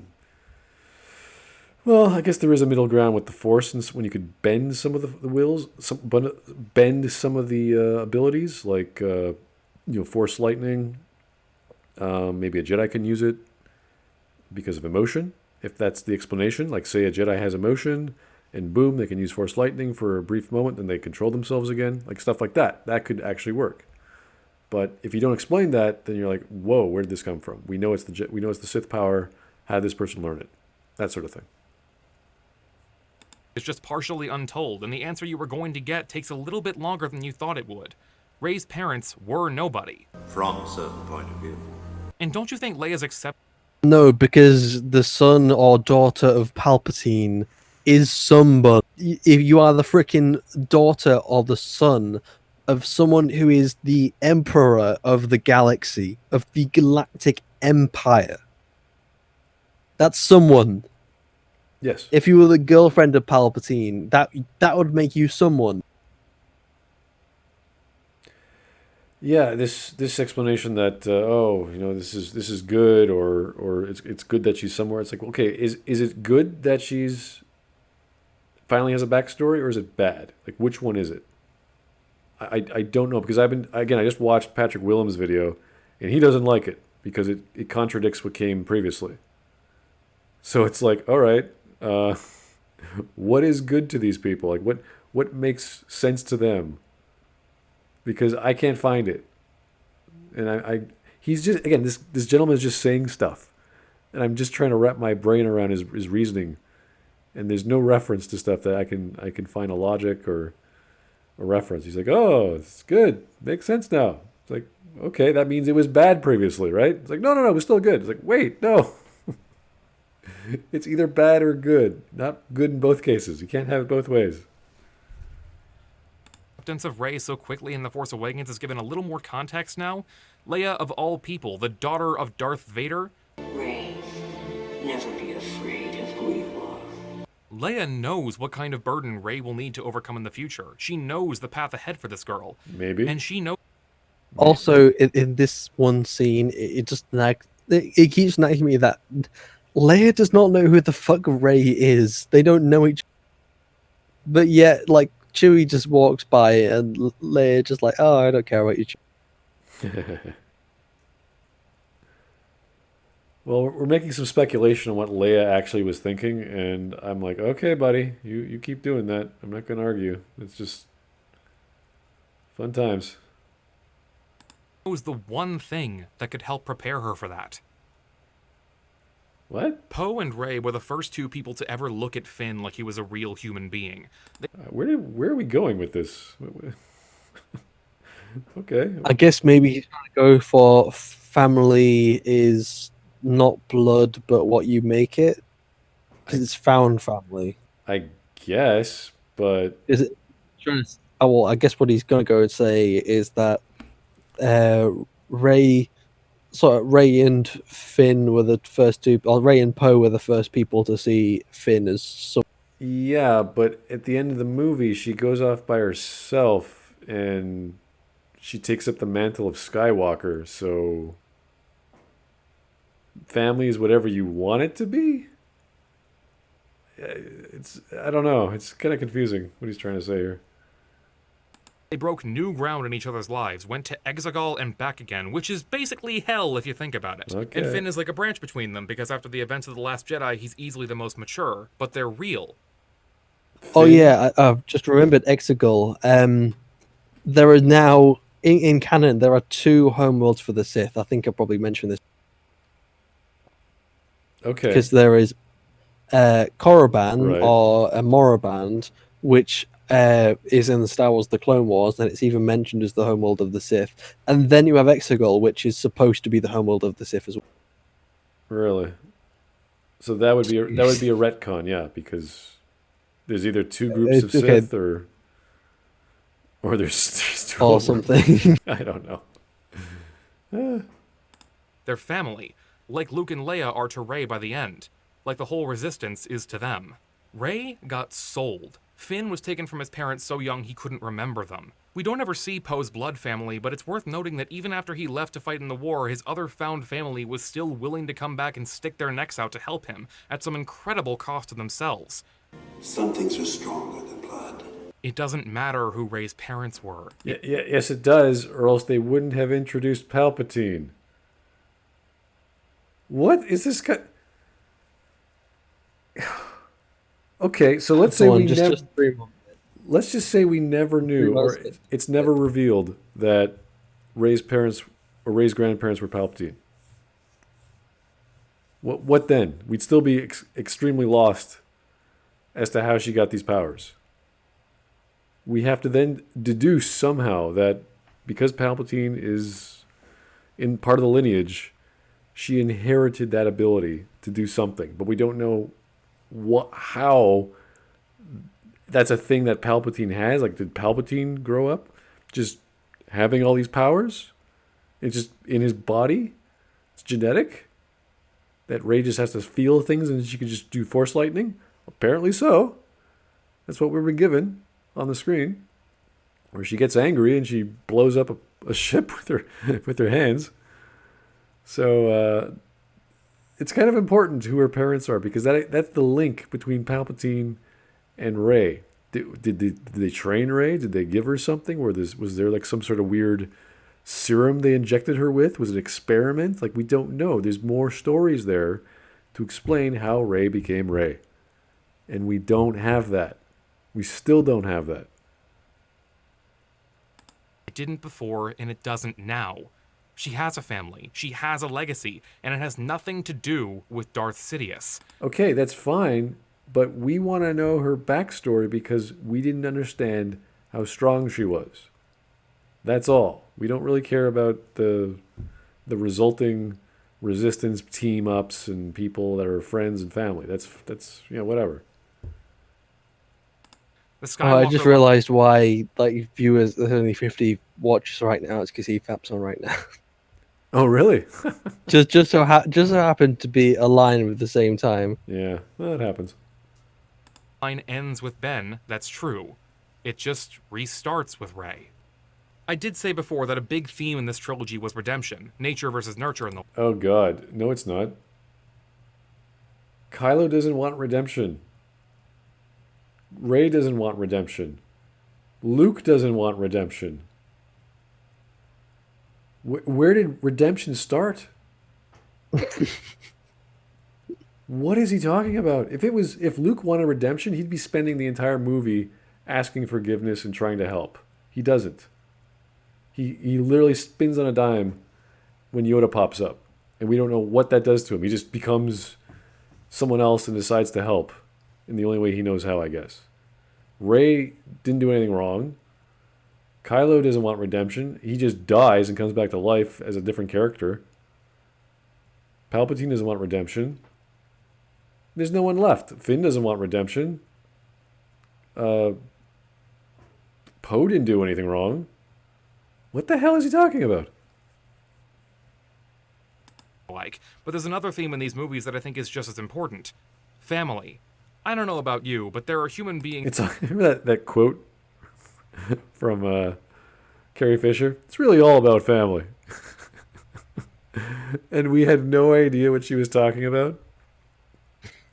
And we still don't know what she's talking about.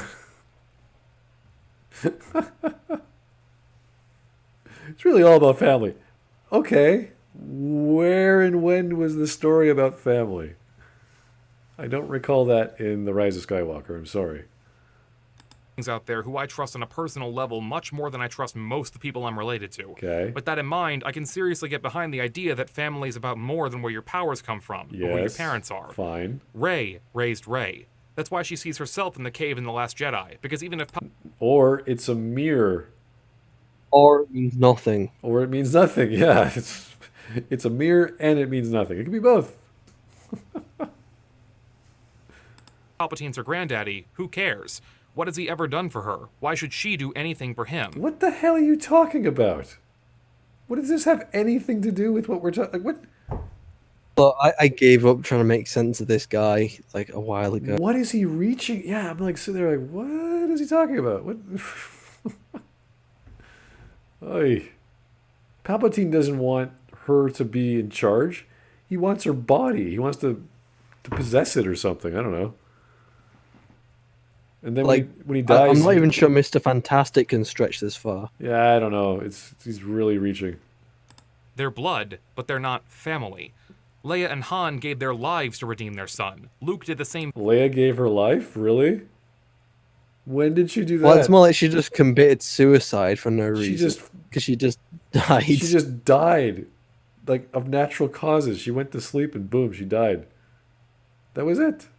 She didn't give her life. I think what they're trying to infer that Luke and Leia both did the same Force trick, and it was the Force trick that killed them. So them projecting themselves across the galaxy, that's what killed them. Let's keep in mind that she is in charge. Leia is in charge of the Force trying to kill or stop the First Order, which involves killing Kylo. If they could destroy Kylo's interceptor when he was trying to attack the Raddus, they would have. Okay? That they're in a war. Okay? All bets are off. They are trying to kill each other. Kylo nearly got her mom killed, but because of coincidence that his wingman blew up the... Oh, yeah, and I suppose just in this point out in the comments, Leia gave her life to distract Kylo so Rey could kill him. There we go. If that's what the active ability of Leia was, I want to save my son, and in saving my son, he has to die. Okay, Leia, that's a really morbid way of saving your son. But of course, this gentleman thinks it's a good thing. Like, okay, it's a good mom right there. Kill my son. Thing to save the Resistance. That is what family is. All right, yeah. I'm sure the Rise of Skywalker taught us the meaning of family. Are you kidding me? Oh boy, watch the Woman's Network, buddy. You'll find all sorts of romantic comedies talk about family ad nauseum. That's the meaning of family there. Lots of Christmas specials, lots of funny, weird interludes at spas. Whatever women watch these days. I don't know. I could go on, and I don't think this movie is flawless or anything. Rose, for example. I mean, I'm sure no Star Wars before this one had two characters kiss in a fashion that didn't pan out and just made some scenes a little awkward later. Oh, huh. Well, I'm sure no Star Wars... Yeah, we've seen that joke before. But at least that made sense. But because she was just doing it to make Han jealous, Exactly. because he kept making assumptions about... Like he kept saying that... he kept teasing her, like saying, "Oh, you're in love with me," Right. blah, blah, blah, just a bit. And she was like trying to say, "Oh, you got a lot to learn about women," and then kisses Luke. Right, and it wasn't an awkward scene. It was shocking to Han, I guess, but it wasn't awkward to Luke. It wasn't awkward to Leia. It wasn't awkward until they both learned of their lineage. Later on, exactly. So the scene itself was fine. The scene with Rose is awkward on several levels. One, they don't like, or Finn doesn't like her. He's shocked the entire time. Two, she faints immediately after, which is just, she's delirious. Three, she says the stupidest line in the whole series. And four, the background, she gets all her teammates killed when she's professing to save them. That's awkward. And the relationship they presented is distant friends at best from what we've seen. Yeah. So, whereas I'm sure Leia was, being stimulated by Han and trying to get out of that scenario by trying to one-up him. So, yeah, bad argument there, buddy. ever had a successful first act so full Bad of non-stop video. action as Well, that too. Rise of Skywalker's. Oh, but wait, Full Fat Videos made a whole essay about one of those. That's funny. What was his point? He's saying all this stuff I'm not following. Let's try this again. Oh, huh. Well, I'm sure no Star Wars ever had a successful first act so full of non-stop action as Rise of Skywalker's. Oh, but wait, Full Fat Videos made a whole essay about one of those. That's... Okay, so he's basically saying that Full Fat Videos is contradicting himself because of the non-stop. I think what I haven't seen his video, but what I'm assuming is that Full Fat Videos criticized the film for being non-stop and the senseless action, and he's trying to say that Full Fat Videos liked the opening of Revenge of the Sith, which was not like nothing but non-stop action. I'm assuming that's what he's trying to say. That doesn't even connect. I can't even rationalize apples and oranges here. I guess I'm trying to say he's contradicting himself because he's saying that that Full Fat Videos likes Revenge of the Sith but hates Rise of Skywalker. Huh. Yeah. It's still not hitting my brain. I'm just like, what? All right, let's keep going. It's funny. Well, okay, but there were no moments to breathe. Except here, here, here, here, here, and here. What's really funny about having moments to breathe in The Rise of Skywalker is because the rest of the movie is a garbled mess that you notice when things... It's because you're spending so long trying to comprehend what the hell just happened. Yeah, as opposed to having... None of these breathing room in the other movies meant learning something about the Force, as you have Yoda talking to Luke, or it means at least it's setting up something. But a slow moment here is just them going through a party, or Rey floating with some rocks, and then immediately goes to her spinning about training blind on a log over a... There's still no explanation, for example, when that giant armada comes out of nowhere, and how they could even come out of nowhere, because it's impossible, because you have to take a specific route. Or why they're coming out of the ground, or how they've got there, or how they're planning to go through the space. Yeah, there's so many problems with this movie that once you start breaking them down, you're just like, this is not even believable. And your brain has either... it doesn't have the time to process it all, because all these questions start popping up. And if all you're saying is, oh, you have time to breathe, it's like, yeah, I need more time to breathe to process the first freaking scene of the movie.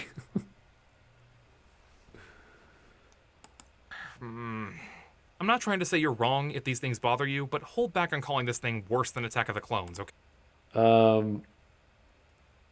How would you even compare the two? I still can't do it. This is a garbled mess. Attack of the Clones is a bad movie. How do you compare a car that runs, and it does so reasonably well, but not very well? Well, I wouldn't say reasonably well. I would say Attack of the Clones is a car that's it's getting along. It's an old banger. It probably needs a lot of repair and a lot of maintenance compared to a car wreck. Right.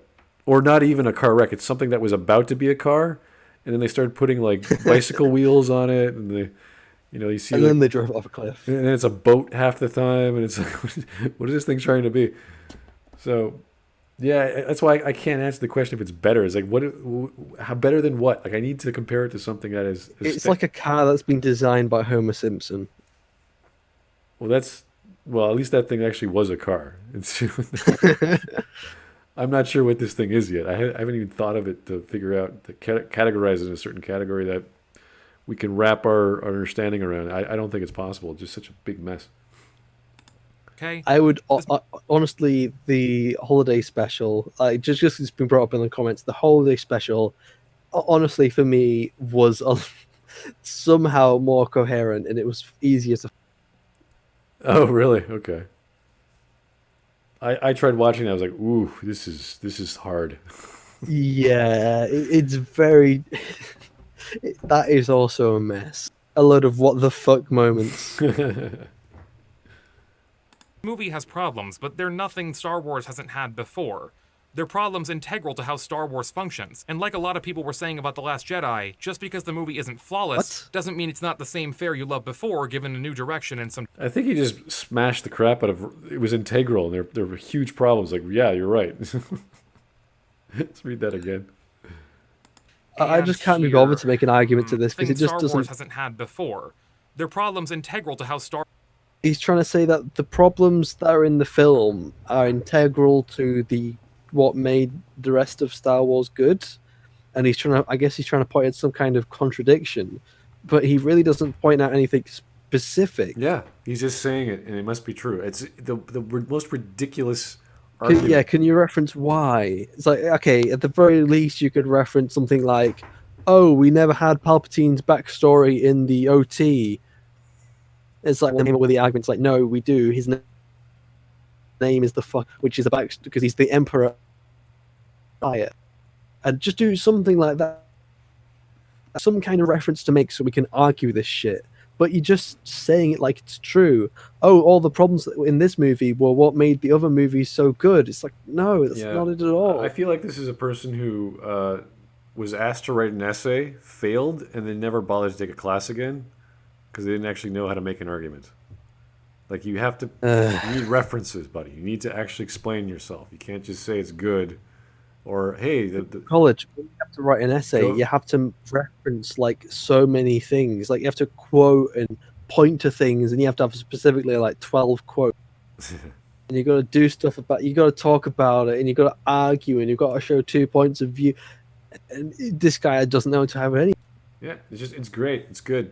Because the other movies are good. You're like, what? Star Wars functions. And like a lot of people were saying about The Last Jedi, just because the movie isn't flawless doesn't mean it's not the same fare you loved before, given a new direction and some different talent. Maybe wait more than a day after it comes out to post about how garbage the movie is. Talent is not the word I would use to describe the people behind this movie.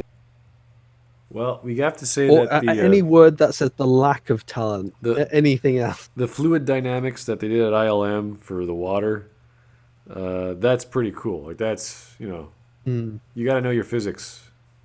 That's not knowing about physics. That's knowing about how to generate a simulation to work realistically. A lot of the stuff, like, say, Bifrost does a lot of the work for you. Same with Houdini. I could easily just click an object, tell it to emit smoke, it emits smoke. You can tell it to make an explosion, it explodes. And it can be... There's a lot of the work that's done for you, but the way they've done it is absolutely superb. Yeah, it looks fantastic either way. So, like, you got to give credit to where it's due, and the visuals are always... But I'm mainly talking about story. Like, talent is not the word I would use to describe story in the sequel. I don't think a typical writer would want to touch Episode 9.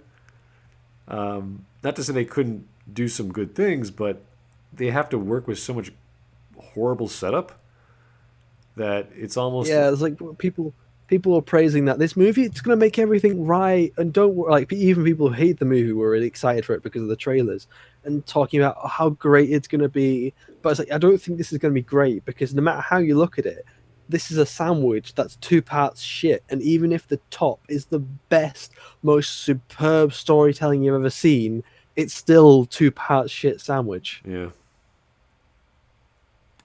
And maybe assume some of the people upset with you for telling them how much the film sucks on Twitter aren't just mad at your hot take, and perhaps just wanted a chance to see the film themselves before they heard people taking the piss out of it. Maybe just express your opinion, but I don't know. This guy seems to have a really, like, he seems to have a thing against full-fat videos. Yeah, I don't know why. I don't follow full-fat videos that... Like, I've maybe seen 1 or 2 of his videos, but I don't follow... This guy just seems to hate it. It was like the other guy that hated Cosmonaut Variety Hour, and most of his video was just going about Cosmonaut Variety. Yeah. Well, maybe he needs like a more democratic forum like us, where we just sort of hash it out and sort of argue while we're reviewing. And when we argue, we actually reference and explain shit. Yeah. Don't be a buzzkill in the process of doing so. Don't be a buzzkill, man. Oh, sorry, I hurt your feelings, sir. like hate or criticism is inherently something bad. It's like I remember what's something that Literature Devil said in the discussion. It's like, oh yeah, people have like a justified reason to be angry, is because like people have been loved and inspired by Star Wars for decades, and that Disney has ruined the characters and stories they love. It's only natural for them to be angry. Yeah, because angry is a healthy thing. Like if someone punches you in the face, it's right. You're right to be angry about that. It's a natural reaction, and it's healthy for whatever reason. Like even when we were talking to John, like he has this aversion towards negativity, and it's like, well, if you don't have a negative reaction to something, you're never gonna have any other understanding to someone also, else's it's going to remove the. So it's also going to make things not as good. If everything's positive, then it takes away the things that are like the power of things that are actually positive. If it's just saying everything is positive, or I think it's even wrong to say, "Oh, look, here's a piece of shit on the floor. I swear it doesn't stink because I'm trying to be positive." Yeah, so you have to address the other side of the argument. You have to look at it and say, where are they coming from?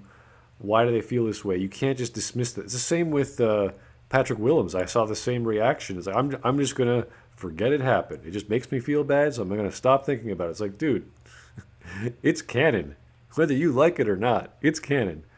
And I can understand why to ignore it, because after I watched Rise of Skywalker, I just thought, okay, look, I'm just going to forget about this thing. I just don't want anything to do with it. I can accept it as canon, but I'm just going to... I don't want to think about it, and I'll just go do I'll go watch Clone Wars. Okay. I loved Rise of Skywalker. I loved it enough that this 5.5-page script was done the day I started writing it. Also, hi, I'm... Did he just say you should take a day or two to wait before you make your opinion after seeing a movie? Oh, so it's okay. It's okay if you like something. Go ahead. But if you dislike something, no. You have to watch it again. Gee, I wonder why. I guess just the connotation that, hating something is inherently bad or liking something is inherently good. Yeah, it's just this ridiculous double standard. They're not even aware they're doing it. They're just saying, "Oh, you should wait, man. If you don't like something, but if you like it, no, I made my 5-page essay right now." Did anyone proofread your essay? Did you talk to one of your detractors and have them give your opinion of it? No? Okay. I remember as soon as I got home, I started writing about Rise of Skywalker on like my... ended up becoming pages of stuff, and like I spent so long writing it that I honestly just gave up at one point because I had to start working on other things. I just gave up. I was like, okay, look, I have to do interviews, I have to do this, I have to work on this, I have to learn this, I have to prepare for this project. And I just thought, okay, let's just put it out of mind, because the more I dig into that fucking movie, the more I keep digging up. It's just endless amounts of problems. Yeah, like I think one of my second or third video on the movie itself will just be a list of questions, like what's happening here, why is this going on, how'd they get from here to that, like all these little questions. I just keep adding up, and it's just like, okay, does anyone know what's going on in this movie? Does the scriptwriter know what's going on? Did the director? I mean, obviously they made the thing, but all the leaks that we were hearing about, I thought were just a little bit of a really big stunt that someone might have like overheard and sort of took a few tidbits and sort of played up and were hyperbolic about it, but they ended up being true, which is crazy. This passed through so many eyes, and this is what we got. Honestly, I think in terms of fixing the prequels, there's probably like it's a lot more straightforward, like in the problems, and you could probably watch the movie 2 or 3 times and you'll get all the problems, and you can understand it. But the problem with the sequels is that the more you watch it every single time, like you can watch it 9 times and new problems will still be coming up. It's just that messy. Yeah. Recording it the day I started writing it. It's 3 a.m, and I love this movie too much to not do this right now. Okay, so loving it is good, hating it is bad. You have to stop and take a step back and watch it again, so you learn to love it like I do. Like, thanks. Okay. I'm not alone either. And someday I'm not alone. Everyone loves this. I have friends. Blah, blah, blah. Like, okay, we get it. think I a also lot of have people friends that hate the film. will look back I on also it know 4 people on this stream who don't like the film. fondly. As to why I think that, Once we've moved on to another trilogy, the kids watching these movies will immediately accept that astral projection, space flying, and telepathic conversations are canon force powers and part of the lore. As MatPat points it out, while theories may have created the fan response, someone watching this movie for the first time, even in say 5 years, won't have read any theories and won't be invested in the plot threads that don't actually. Oh god, I forgot that argument. It's like, oh, you just didn't like it because your theories were wrong. Give it Shut Wait up. 5 years, buddy. You'll like it. I'll fix it. No, they won't fix it. You'll just like it because I said so. This is the dumbest argument. Like as if the lore or the story is going to change anything in 5 years. Yeah. So I think that we will probably end up seeing kids accept these force powers just because they are canon now, but that doesn't change the fact that they are a problem in the story. Hyperspace ramming will be accepted in canon now forever. Can you imagine? Until the movie's oh, been God. decanonized. Can you imagine? But that doesn't change the fact it's still a problem. You can imagine a school of Rey where you just go, like anyone can go to it and become a Jedi? Like anyone. She'll just pump out Jedis. She'll anoint you with her holy. She'll give them Rey blood. She'll just like start pumping blood out of herself. No, not and even. She'll sticking just look at them and they'll turn into Jedis. They'll be like Jedi Knights. She'll be a fucking god. Like she'll be there levitating. Like she'll be glowing. She'll be living forever. Yeah. And she'll just be like looking at people, and all of a sudden they're like as powerful as her. It's like an infection.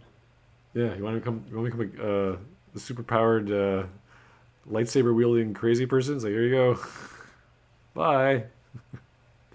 Also, another thing about the theories is that the mystery box theory actively encourages. So why do you bring this thing to the forefront and make people create theories about these things? The trailers were specifically made to create theories, and they revealed certain things and made things look a certain way. That's why C-3PO had red eyes, because they wanted to put it in the trailer, and they wanted people to speculate about why C-3PO has fucking red eyes. And lots of people thought he's going to go evil or something, but no, it's because he reads out some Sith text.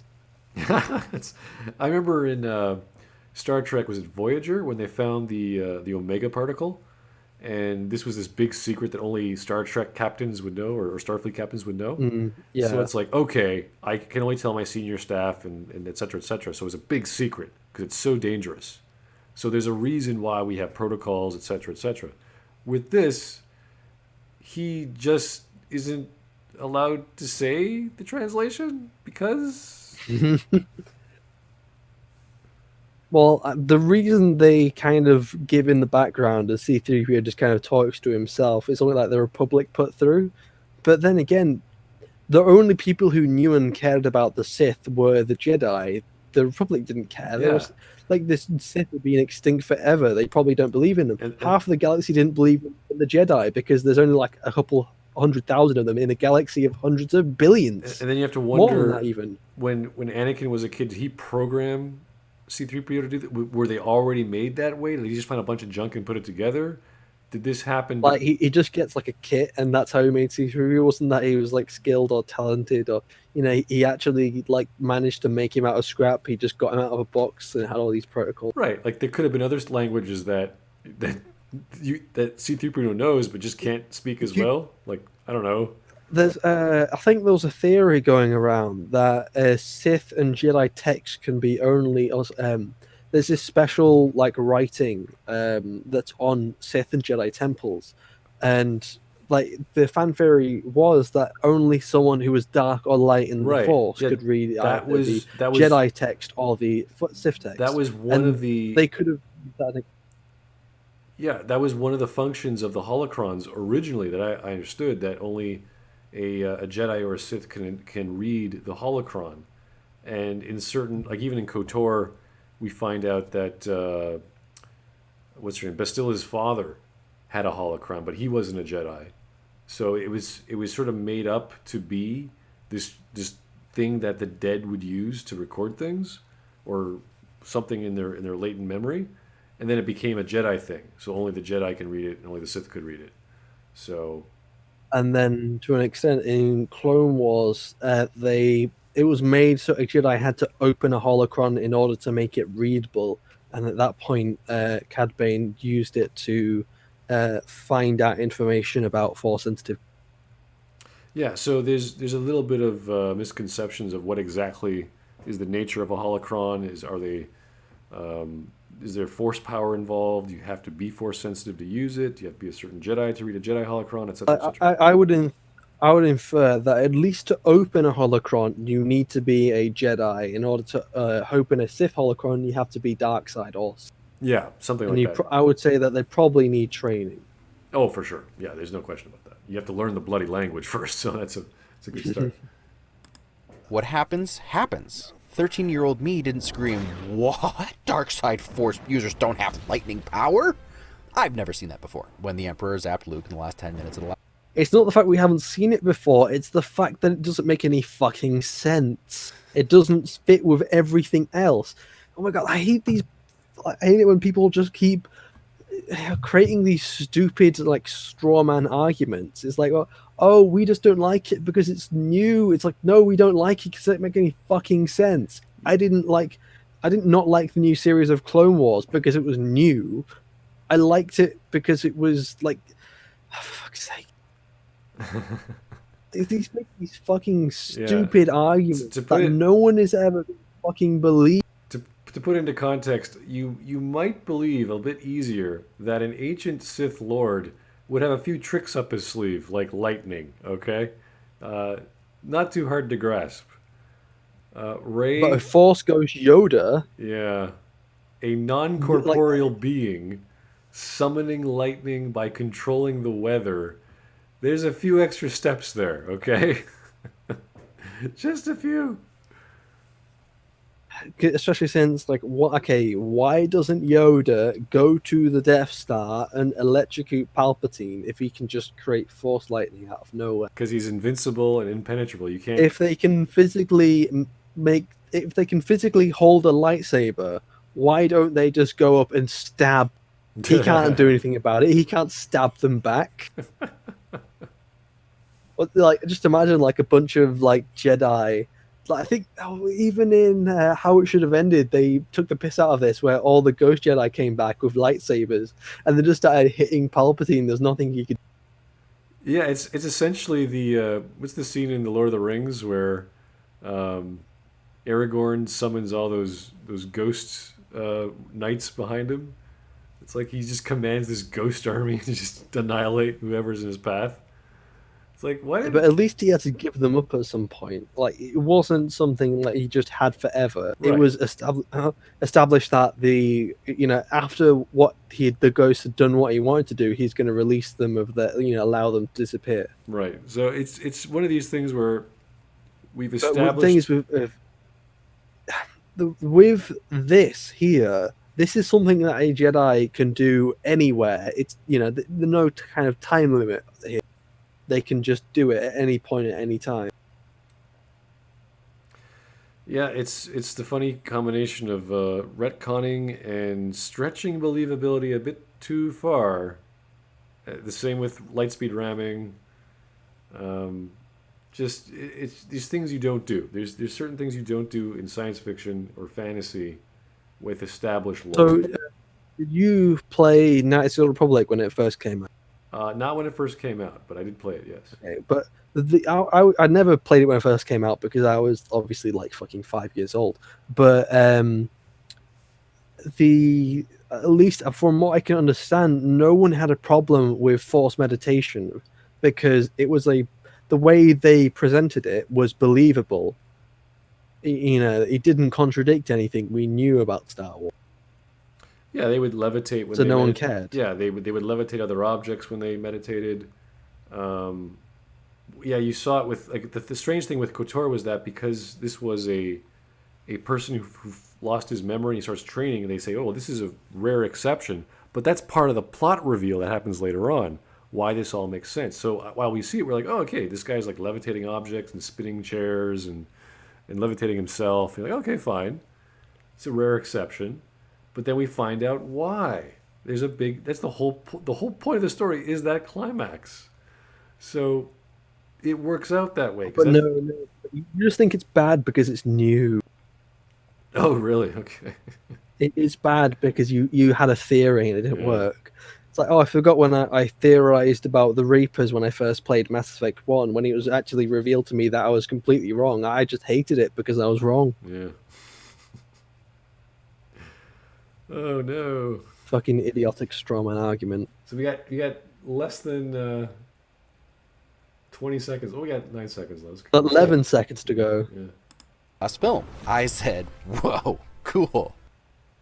It's a feeling. That's his. It's a feeling. Is that his? It's a feeling. Is that his final statement, or is that just like his thing he does at the end of every movie? It's all a feeling. There's nothing left. You just said it's a feeling. Oh no, maybe nope. No, there's nothing. There's nothing left. Wow. Jesus Christ! How is this a guide to Rise of? May as well just be saying I love Rise of Skywalker. Yeah. For you should have written a song for 2 minutes. I love Rise of Skywalker, da da da, and that would be fine. You should, be more entertaining. Honestly, it would have, like, he could have summed this entire video down to, I love Rise of Skywalker. The end. Yeah. Well, he's got some good views on his few 200K videos here, so he's not. Oh wow, 535,000. I guess he's having a good channel. He's doing well. Well, sir, keep on trucking. Do your thing, Mr. Blue Drachma VA. Try to make some more analytical videos if you want to have an argument. I have no interest in talking to you because you have nothing to say, and I don't think we get anywhere. But yeah, that was kind of sad. Man.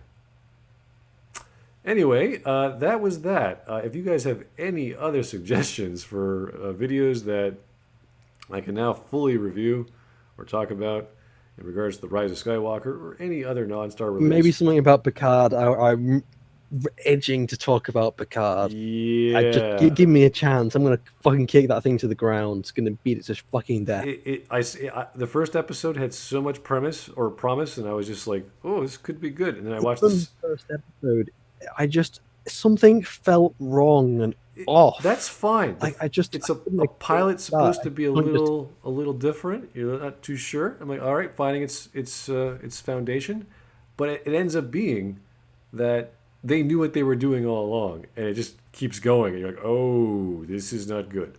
So I would say they didn't know they were doing the entirety of the thing.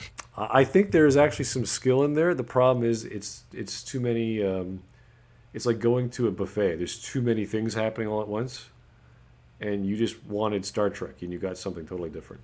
Oh, at the end, of course, I wanted Star Trek from Star Trek. Yeah, I know. it's in the name. I want to show that it's optimistic and about a utopian future, and where it's supposed to be hopeful, even though it's unrealistic that we're going to have this future. I still want to look at a hopeful future. I don't want to look at Grib and Jerry Icheb on a table, being ripped apart horrifically with blood and guts everywhere. That was pretty gruesome. I almost stopped watching it. I honestly stopped. I was about to say, this is weird. Icheb as well. Fuck. Yeah. Anyway, I just got a super chat from Mr. Joseph Kerwin. Where did you come from, sir? We're almost done. We have seconds to go. Imagine watching season 3 of a standard medieval fantasy. A knight pulls out a gun and mows down a bunch of orcs. Never comes up again. You didn't like it because it's new. Oh, okay. I see what you're saying.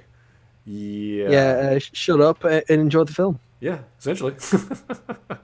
Wasn't it awesome? Wasn't it cool? Didn't you like it? Well, you're just a hater. It's so often that you keep getting the response like, "Oh, stop ruining it for everyone else." Yeah. It's like, what? It's like, okay, I'm not trying to ruin your enjoyment. I'm just saying that there are problems here. Stupid. It's annoying. It's a sad state of affairs that we have to deal with these arguments by hearing them from an echo chamber of a person who wrote the script right after watching the movie and then arguing if you didn't like the movie, you probably shouldn't make a video right after you watch it. So, a little bit of hypocrisy there, but that's what we come to expect from these people. Critical thinking is not one of their strong suits, but I had a good time listening to it. It was fun to let it out. We'll be back tomorrow doing something different. But thanks for... Oh, it's a Wit and Folly video. It's a Wit and Folly video. It's going to be fun. We're going to have the whole gang together, hopefully, but... These are the videos we strive to watch. They're just so entertaining. They're gifts that come out of nowhere, and we can't stop appreciating them. So thanks everyone for listening. We'll see you tomorrow. Have yourself a great evening.